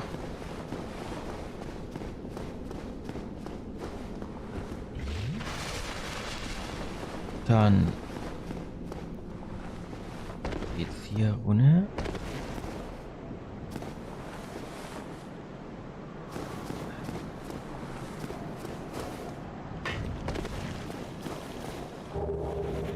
So. Drachentöter, Pfeil und Drachentöter irgendwas.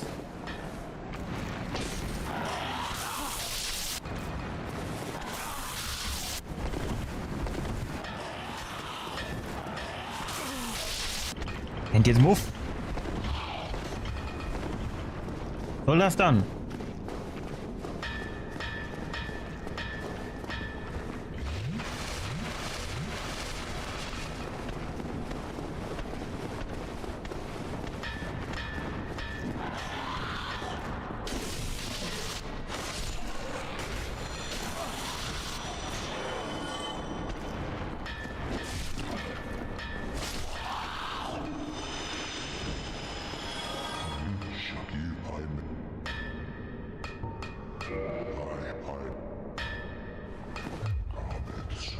Kann man dem noch was geben? So ist Magie-Dings oder so?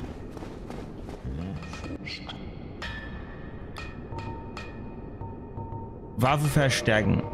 Vielleicht muss ich mal plus 15 bei dem machen. Nee, ne? Ist einfach, das ist nichts zu wollen. Jetzt könnte ich natürlich den Drachentöterbogen hier mal aufwerten.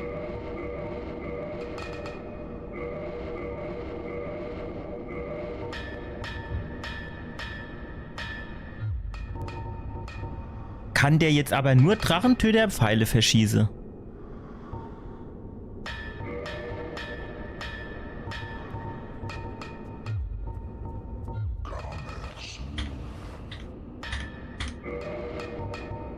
Ausrüstung auswählen. Kommen wir mal das mal hier rein.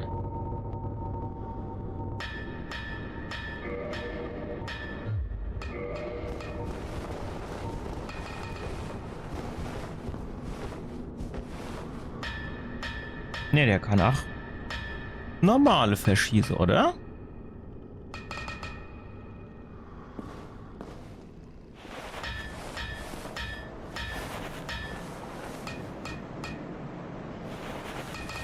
Ach nee.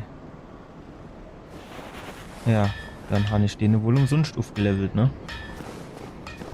Also den kann man vielleicht irgendwann noch mal gebrauchen, wenn man gegen irgendeine Drache kämpfe, den man töten wolle. Deswegen, gute Sache, Großbogen.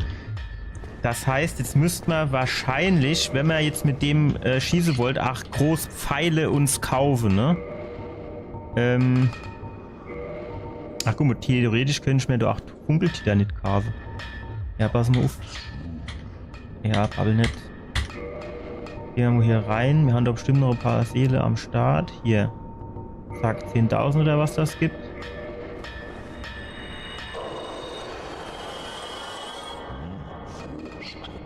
So, Gegenstand kaufen. Pfeil. Stand Drachentöter-Pfeil kann ich mal kaufen. Der kostet aber sau viel. Das ist mir halt zu viel. Schlitzbolzen, Federpfeil, Drachentöterpfeil, Standardpfeil, Großpfeil.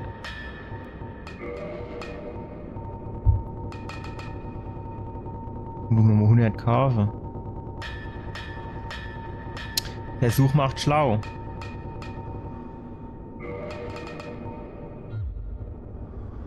So, Waffe verstärken. Kann ich den jetzt nochmal verstärken, den Bogen? Ja.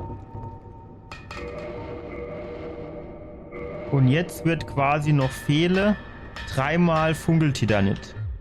Und das Funkeltitanit kostet bei dem Kollege hier 8000 und hat auch nur eins. Ne, das rendiert sich dann eher nicht, ne?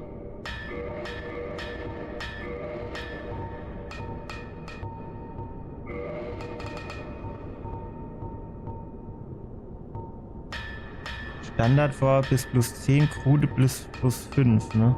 Hm.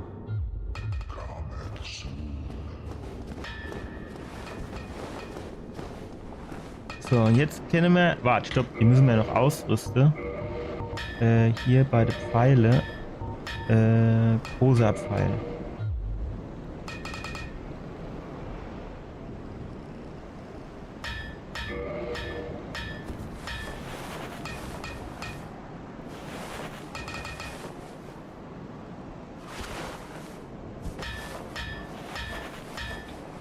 Der kann jetzt wirklich nur... Kennst du der Kotze jetzt?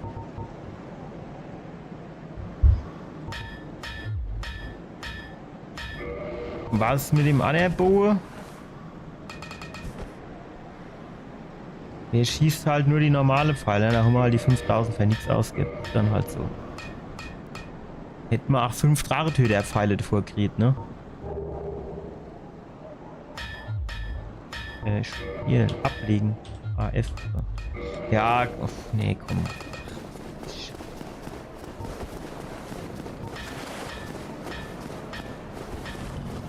Dort ist eine.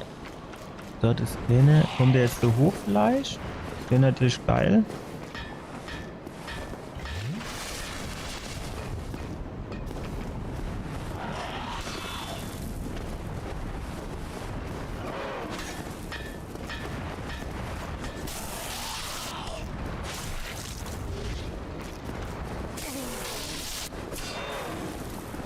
Alter, bleibt doch mal stehen jetzt.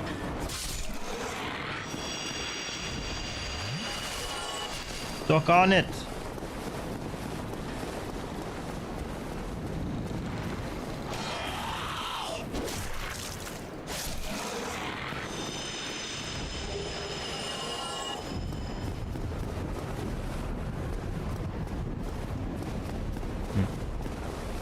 So gibt's nichts zu holen.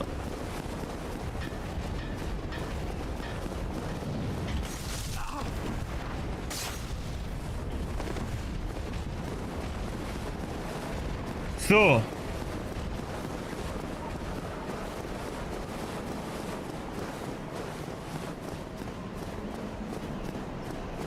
Es war dann wieder umsonst, dass wir den Weg hier gemacht haben.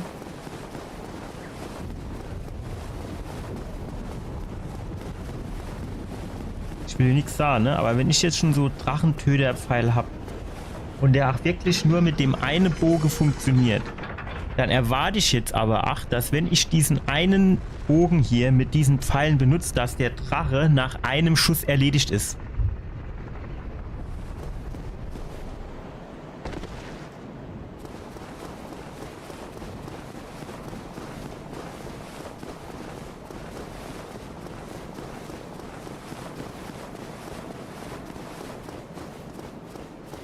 Ich probiere das jetzt aus. Ey, und wehe, das ist Rotz jetzt.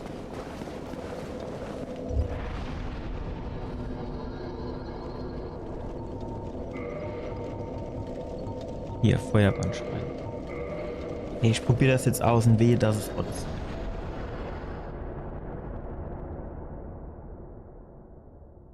Dann geht's hier aber ab, ey.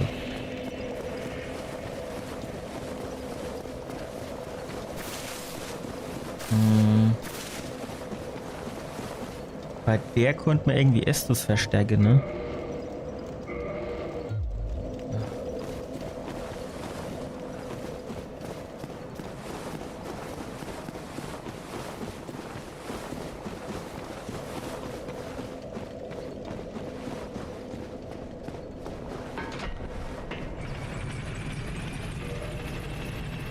Wo ist meine Maus? Warum habe ich jetzt keine Maus?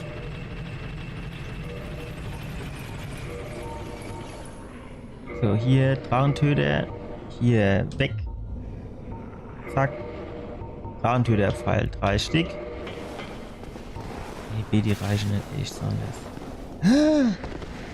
Ja, hat noch Gang. Aber war hier nicht irgendwo noch so Eingang? Wo war der dann?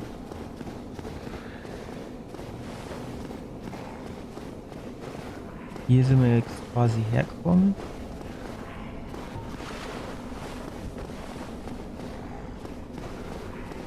War der hier um die Ecke, oder? Ja.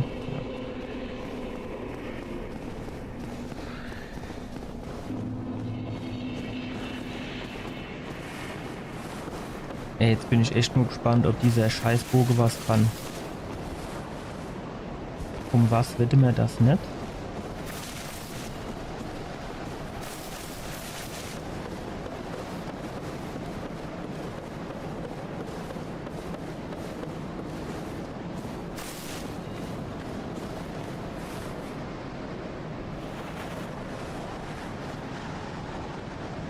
Also jetzt mal allen Ernstes, ich habe doch jetzt hier diese dumme Pfeile ausgerüstet. Warum kann der die jetzt nicht einfach nur benutzen?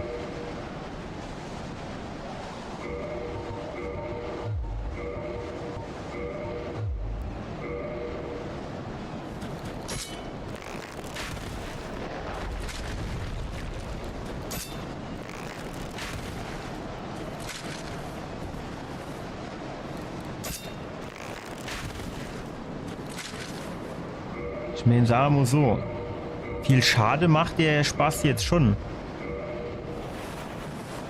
Ja. Mit den anderen Großpfeile kann er nichts ab. Kann er Hand vergessen, ne?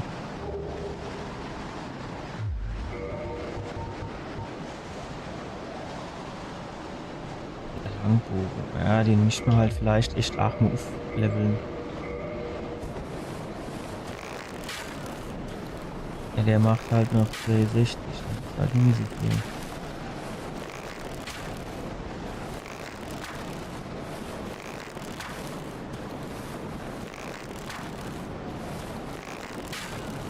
Warum habe ich eben 60 gemacht? 49, 45.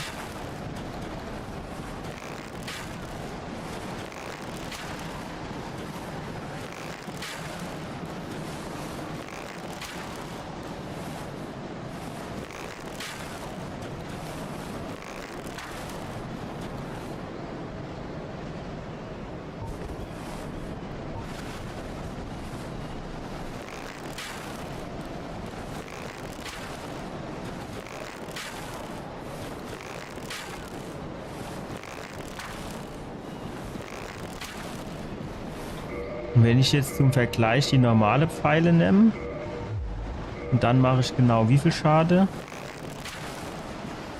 Mache ich genauso viel Schade. Das ist immer geil.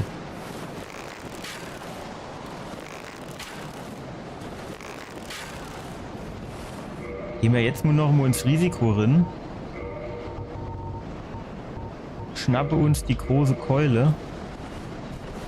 Nehme die beidhändig, renne hin und du musst richtig geil in der Abbaume.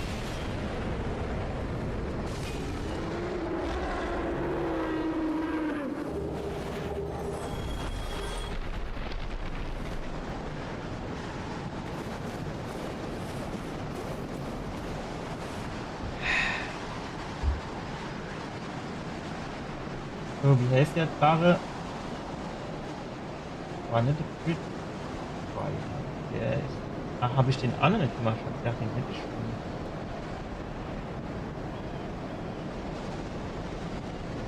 Was ist dann hier? Quake. Undead Quake. Zack. Den haben wir.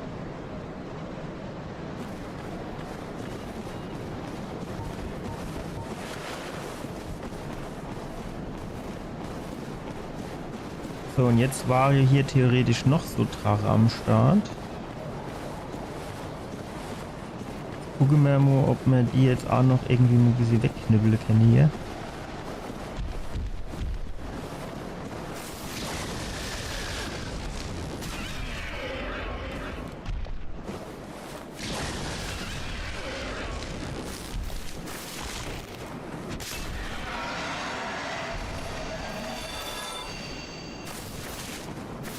Ich glaube fast, es ist besser.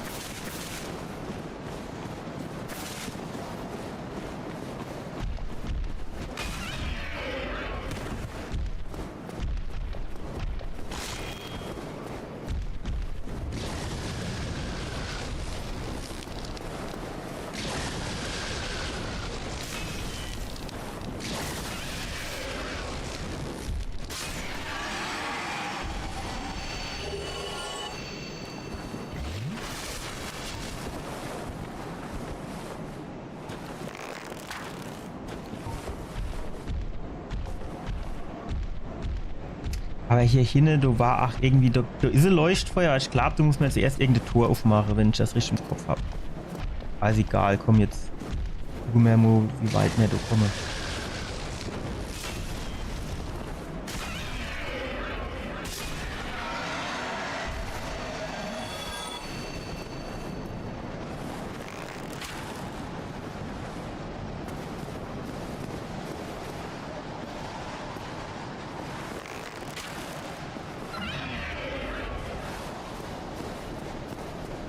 Wäre halt geil, wenn er hierher käme. Was will, bleibt der jetzt hin oder was?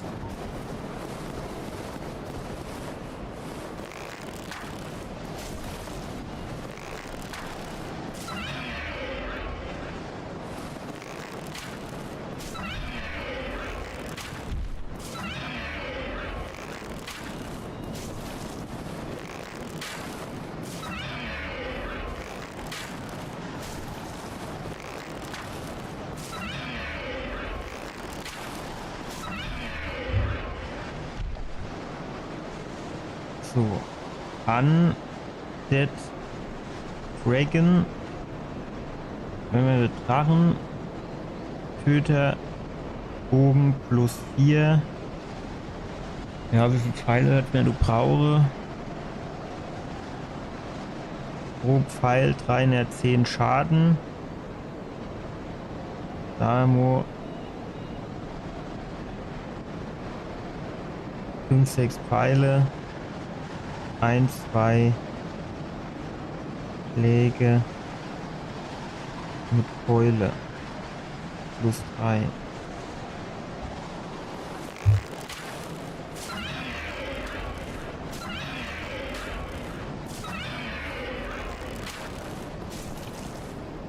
Kommt der?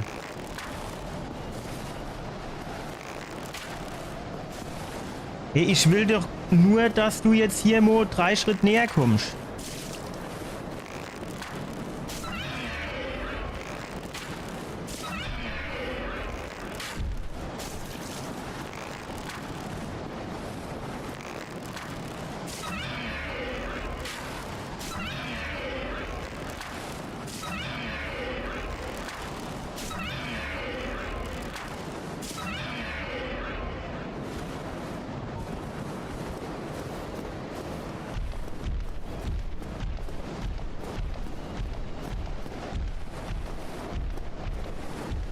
Hey, komm doch jetzt bitte.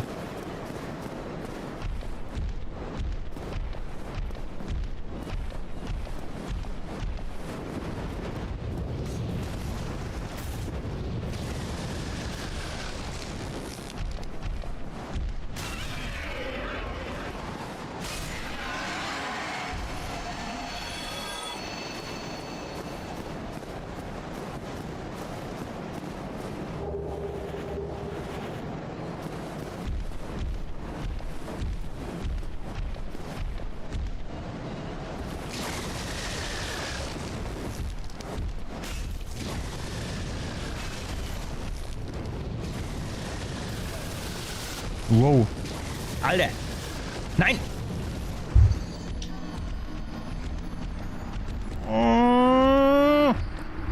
an jeder scheiß Kant bleibt der hängen.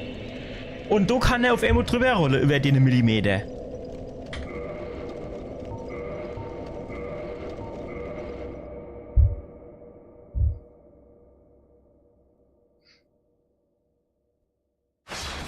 Gut, jetzt machen wir die ganze Geschichte normal. Und zwar holen wir uns jetzt den Titanit, ne, nicht Titanit-Bogen, wie heißt der? Egal, den Bogen holen wir uns jetzt.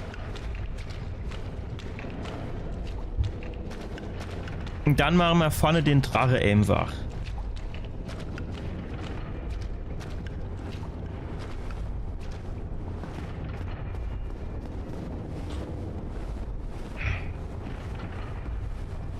Den untote Drache. Lass mir den nochmal an.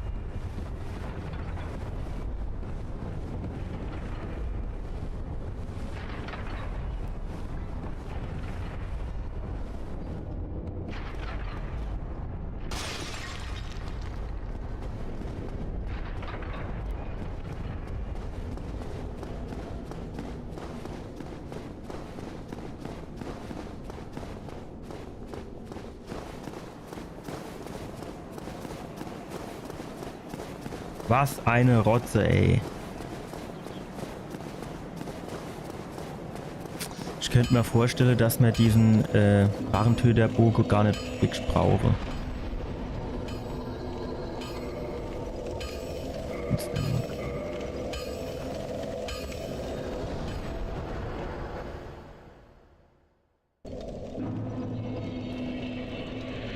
Uns fehlt halt so ein bisschen Funkeltitanit, ne?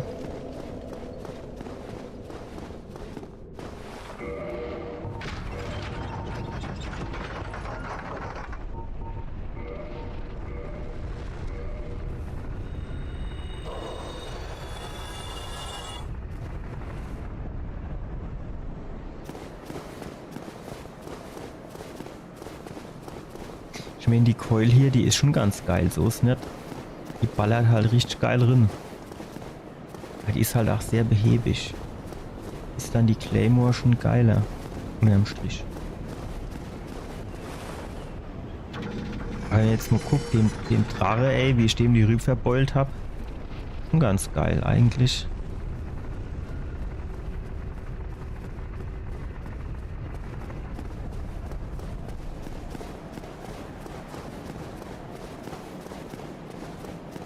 Hier ohne eigentlich noch irgendwie drin. Gemeint, hier hätte ich irgendwo mehr.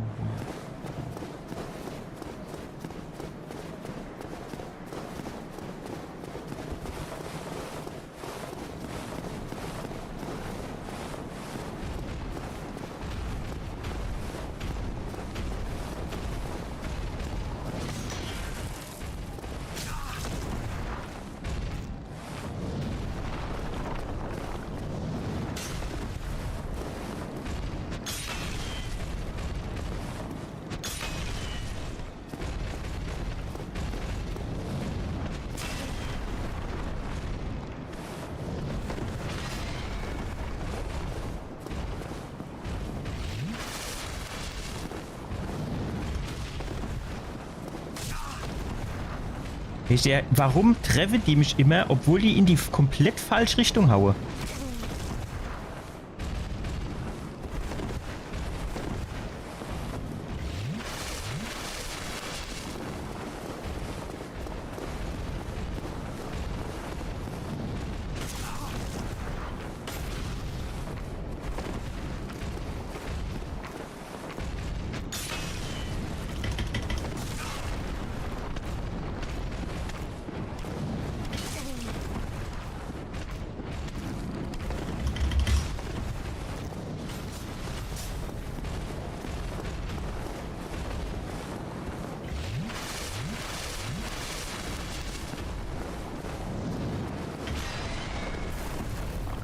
Geht doch jetzt bitte hinter den! Wäre das jetzt so schwer gewesen?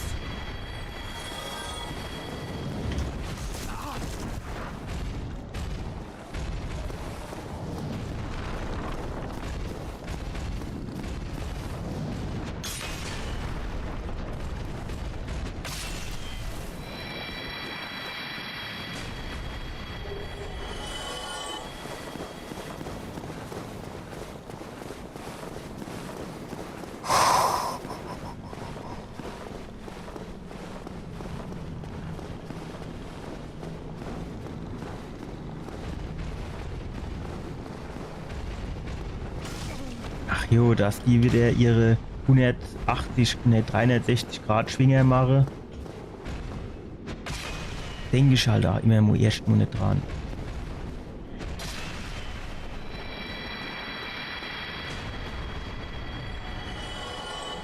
Schon ganz geil mit dem Schaden, den ich nur raushaue. Ey. Das muss man echt sagen. Macht schon Spaß. Fick dich doch. Ich rolle doch schon.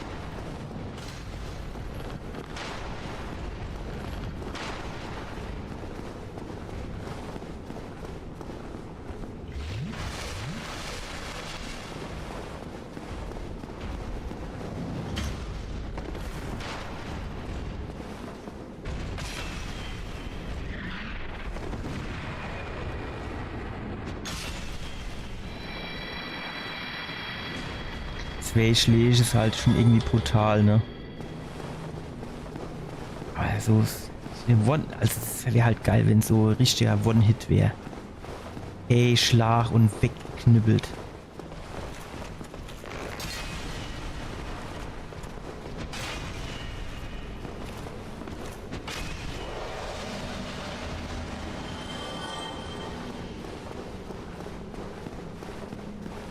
Wäre echt geil. Gut, dann wäre es auch irgendwann vielleicht einfach, aber ich hätte mir das hier danach erarbeitet, durch Aufleveln und so weiter und so fort.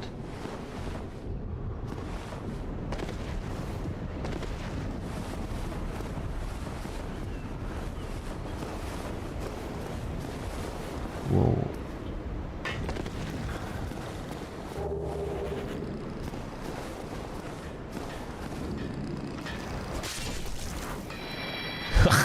Genau so, schön One, ey, Schlag, was ist er? Geil, ey. Geil.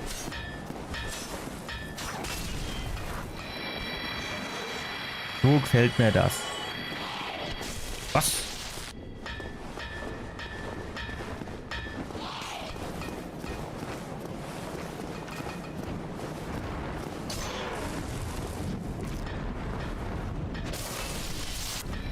Ich wollte gerade mich schon beschwere. Schlag doch bitte schneller, dass ich hier nicht abnibble. Aber das ist nochmal gerade gut da.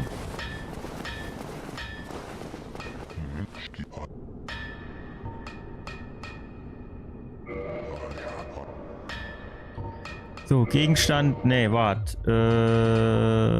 Waffe verstärken.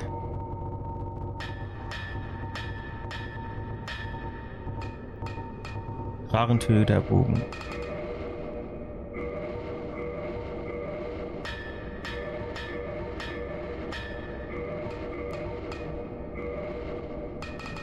So, und der Langbogen, der braucht kleine Scherben. Kann ich die bei dem 8K, hier, kleine Scherbe, keine Ahnung. Oh, die sind aber schon teuer jetzt, ne?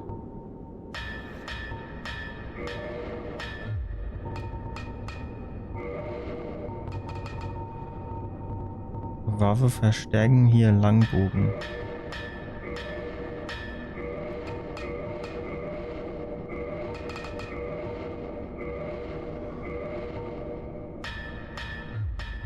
Ach komm, kaufen wir nur noch ein.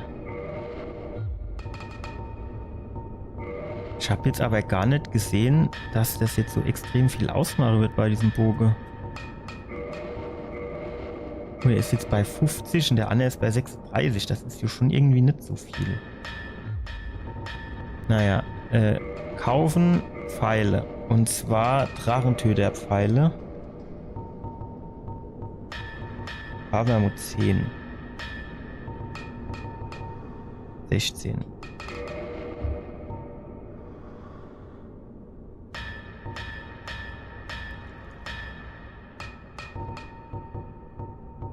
Und dann haben wir nur noch 3 von denen. Ich glaube 3 oder waren es 4?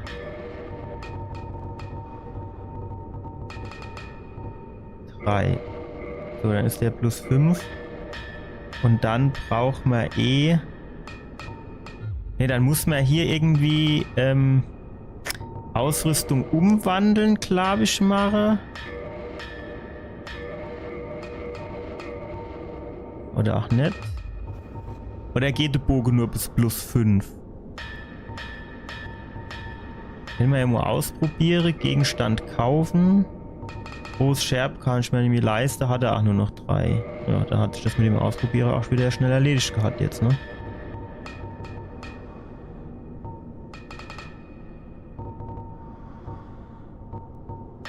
Und dann großer Pfeil. Komm, dann kaufen wir halt.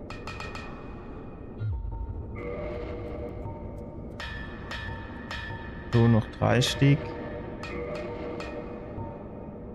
Ja gut, 8 Stück rendiert sich jetzt halt auch nicht, ne? Gut, der Unne ist hier noch so einer, den müssen wir eh noch kaputt knüppeln.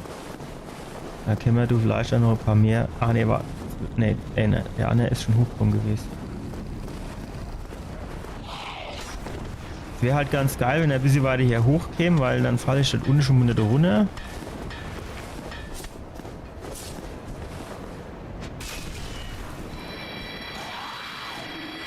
Der stochert da so ein bisschen im Trübe und ich mache eben Batsch. Und dann habe ich meine Ruhe.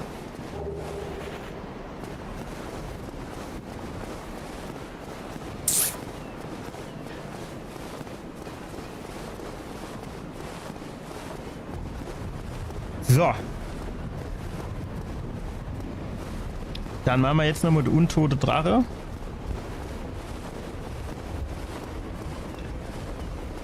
Da kann ich auch mal unter Umständen grob zählen, wie viel Schuss ich da mit meinem Drachetöterbogen theoretisch bräuchte.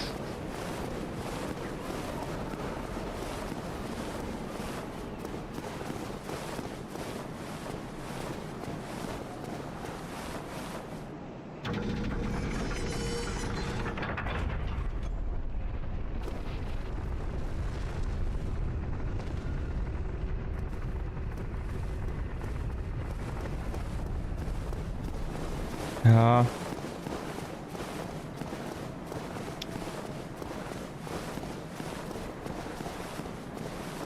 Den Pfeile müsste ich jetzt haben.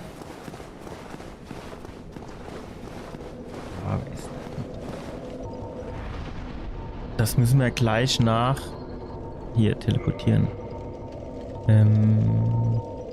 Müssen wir gleich nach Lust und Laune entscheiden.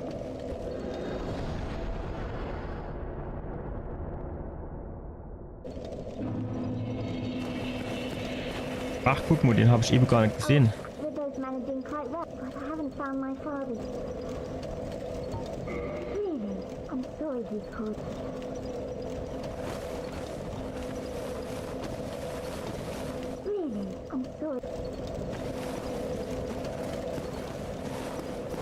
Den habe ich eben gar nicht gesehen gehabt, ne?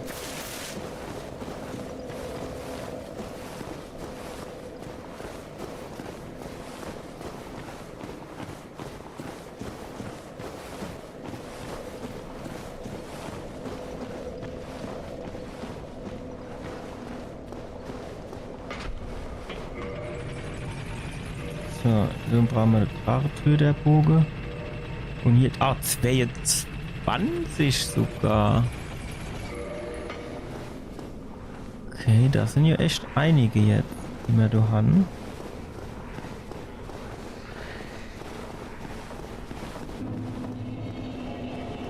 Ja, da müssten wir halt eigentlich auch nur noch Neulondo runter, ne? Da brauchen wir halt irgend so ein Item, damit wir die Geister treffen.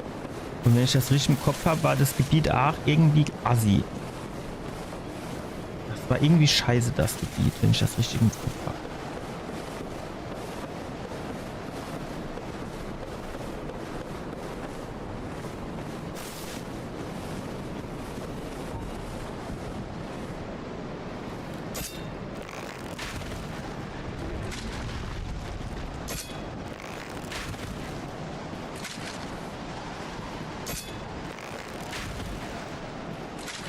Haben wir 3, 4, 5, 6.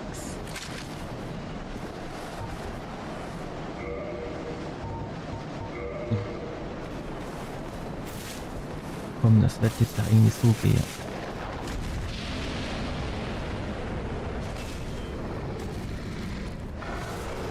Nein! Shit! Nicht sterbe!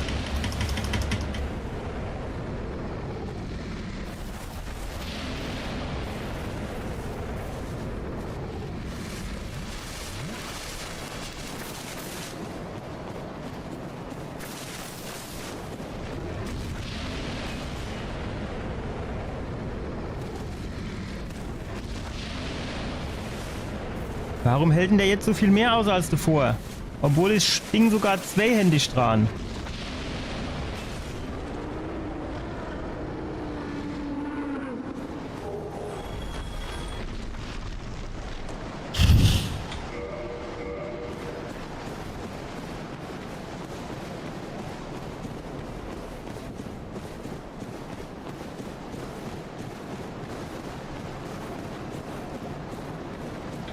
So, jetzt machen wir hier noch ein neues Save Game. Hatte man hier nicht Drachental?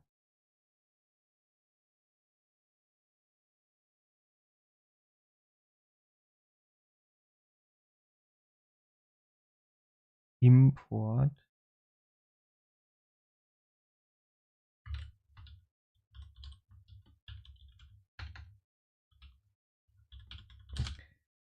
Also man hätte jetzt halt schon irgendwie können dort vorher noch mal ein Save Game anlegen, wenn ich ehrlich bin, aber habe ich nicht dran gedacht.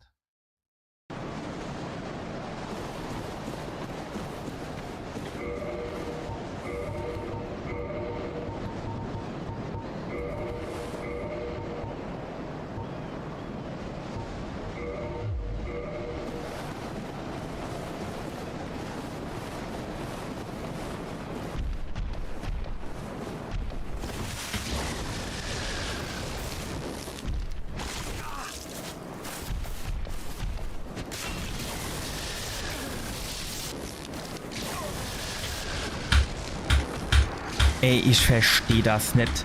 Im Ausholen hat er mich jetzt wieder weggekickt. Warum gibt's hier eigentlich auch nur geile Ringe für Zauberer?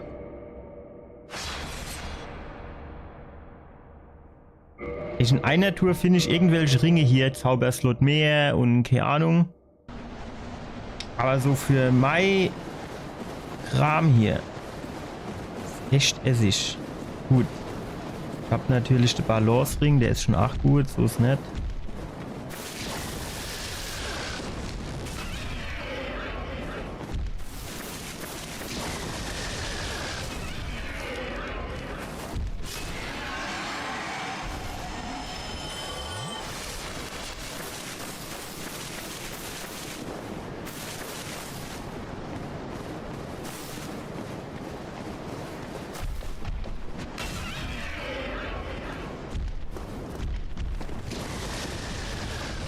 Jo, tschüss.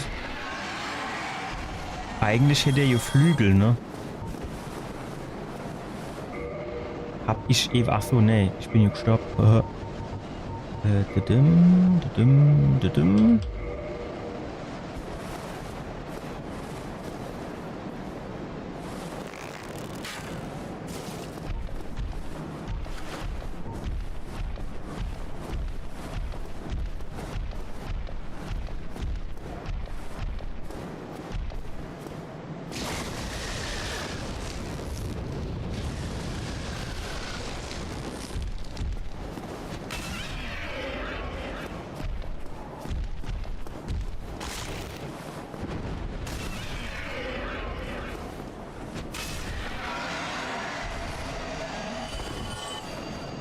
Och, diesmal gibt's gar keine Drachensteine. Das ist doch scheiße. Ich habe gedacht, ich krieg noch 2 Drachensteine. Und kann dann unter Umständen den Knüppel, den ich hier habe, noch mal aufleveln 1. Ja, ich stellt euch mal vor, der würde ja noch mehr Schade machen. Brutal eigentlich.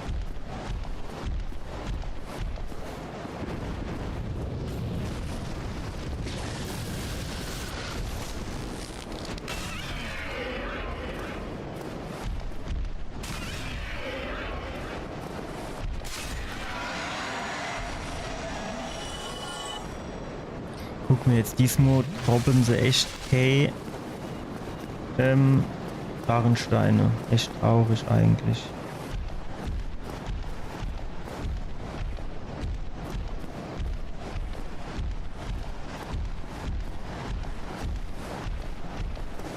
Nee, bleib schön du.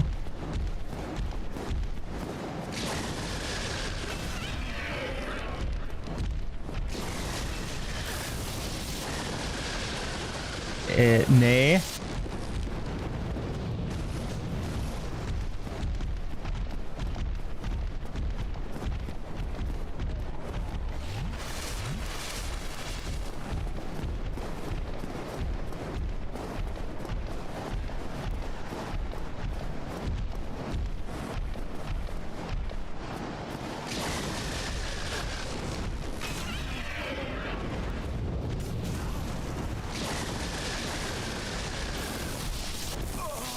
Ey, wie lang bleibt denn dieses scheiß Blitzkram da ohne?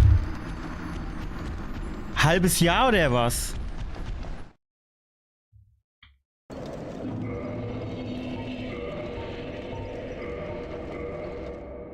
So, noch einen Versuch machen wir. Es ist aber ach so dumm, ne? Wie du wieder jetzt 5 Gegner auf Aimodad sind und alles.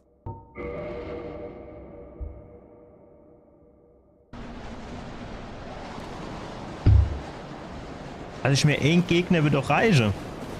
Der Samu 2, wie mir auch 3, aber das sind jetzt 5.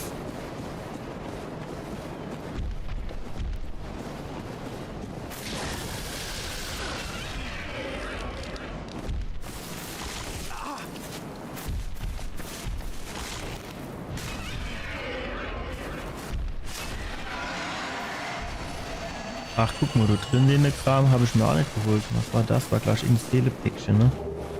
War Menschlichkeit, ne? Ach gut.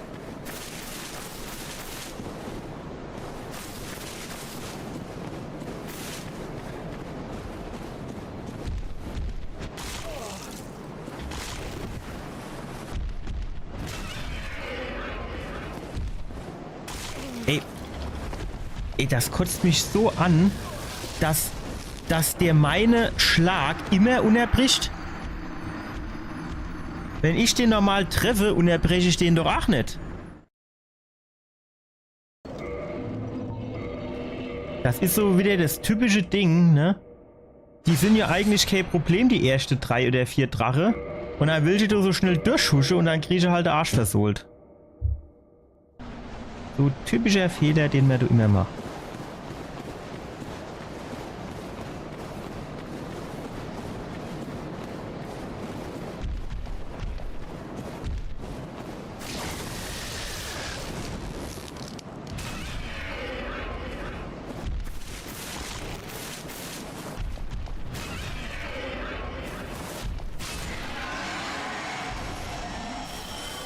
Ich frage mich gerade,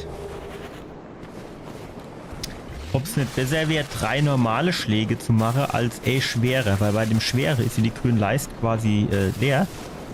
Und bei dem anderen kann ich so 3, wenn nicht sogar 4 direkt hintereinander machen.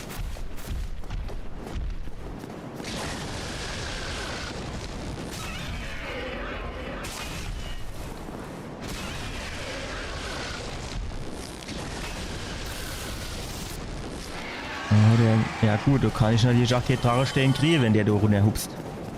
Dummbatz.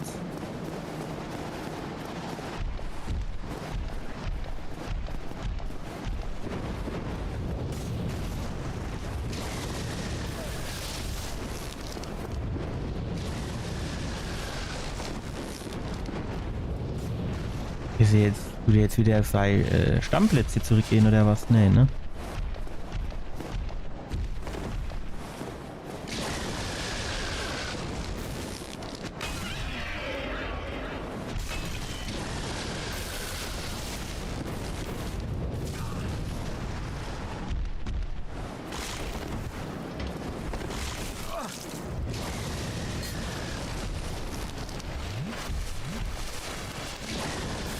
Ey, wie er so quasi genau in meine Schlagrin gedingenst hat.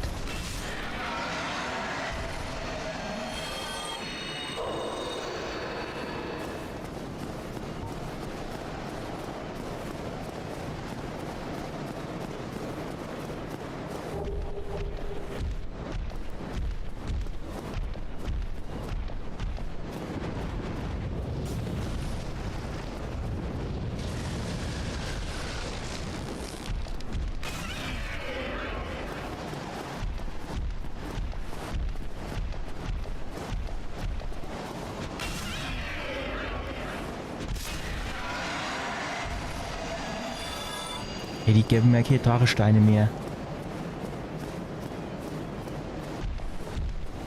Und doch nix. Macht doch viel Spaß.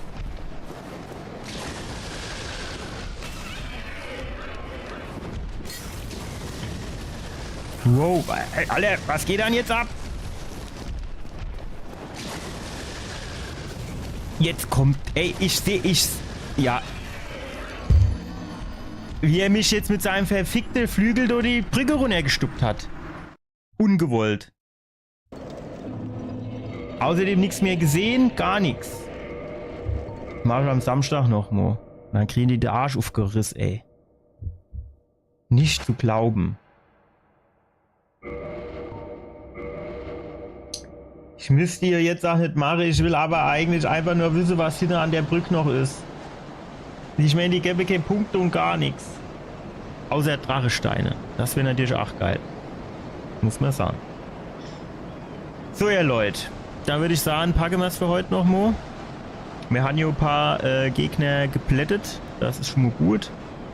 Die 2 Gold-Titanit-Dämonen oder wie die Dinger heißen, waren 6 Punkte. Dann haben wir hier der untote Drache gemacht. Der gab 3 Punkte, jetzt sind wir bei 9. Da haben wir den Sis oder Sess oder wie er heißt gemacht. Das sind auch noch 5 gewesen. Aber 14 Punkte, die heute zukommen sind. Ja, kommt hin. Ich glaube 150 hatten wir. Das heißt, wir sind jetzt punktemäßig über der Hälfte. Das ist schon mal geil. So, und dann würde ich sagen, du mal hier Cut mache. Und mache hier beim nächsten Mal weiter. Und zwar am Samstag. Aus jetziger Sicht spricht jetzt aus meiner Sicht auch nichts dagegen. Also ich wüsste jetzt nicht, dass ich irgendwas hätte. Nö, ist eigentlich nichts, müsst hinhauen. Und dann wünsche ich euch auf jeden Fall noch eine schöne Woche. Und lasst euch nicht unterbekommen. Lasst euch nicht so stressen. Und denkt dran, das nächste Wochenende steht schon fast wieder vor der Tür. Bis dann. Ciao.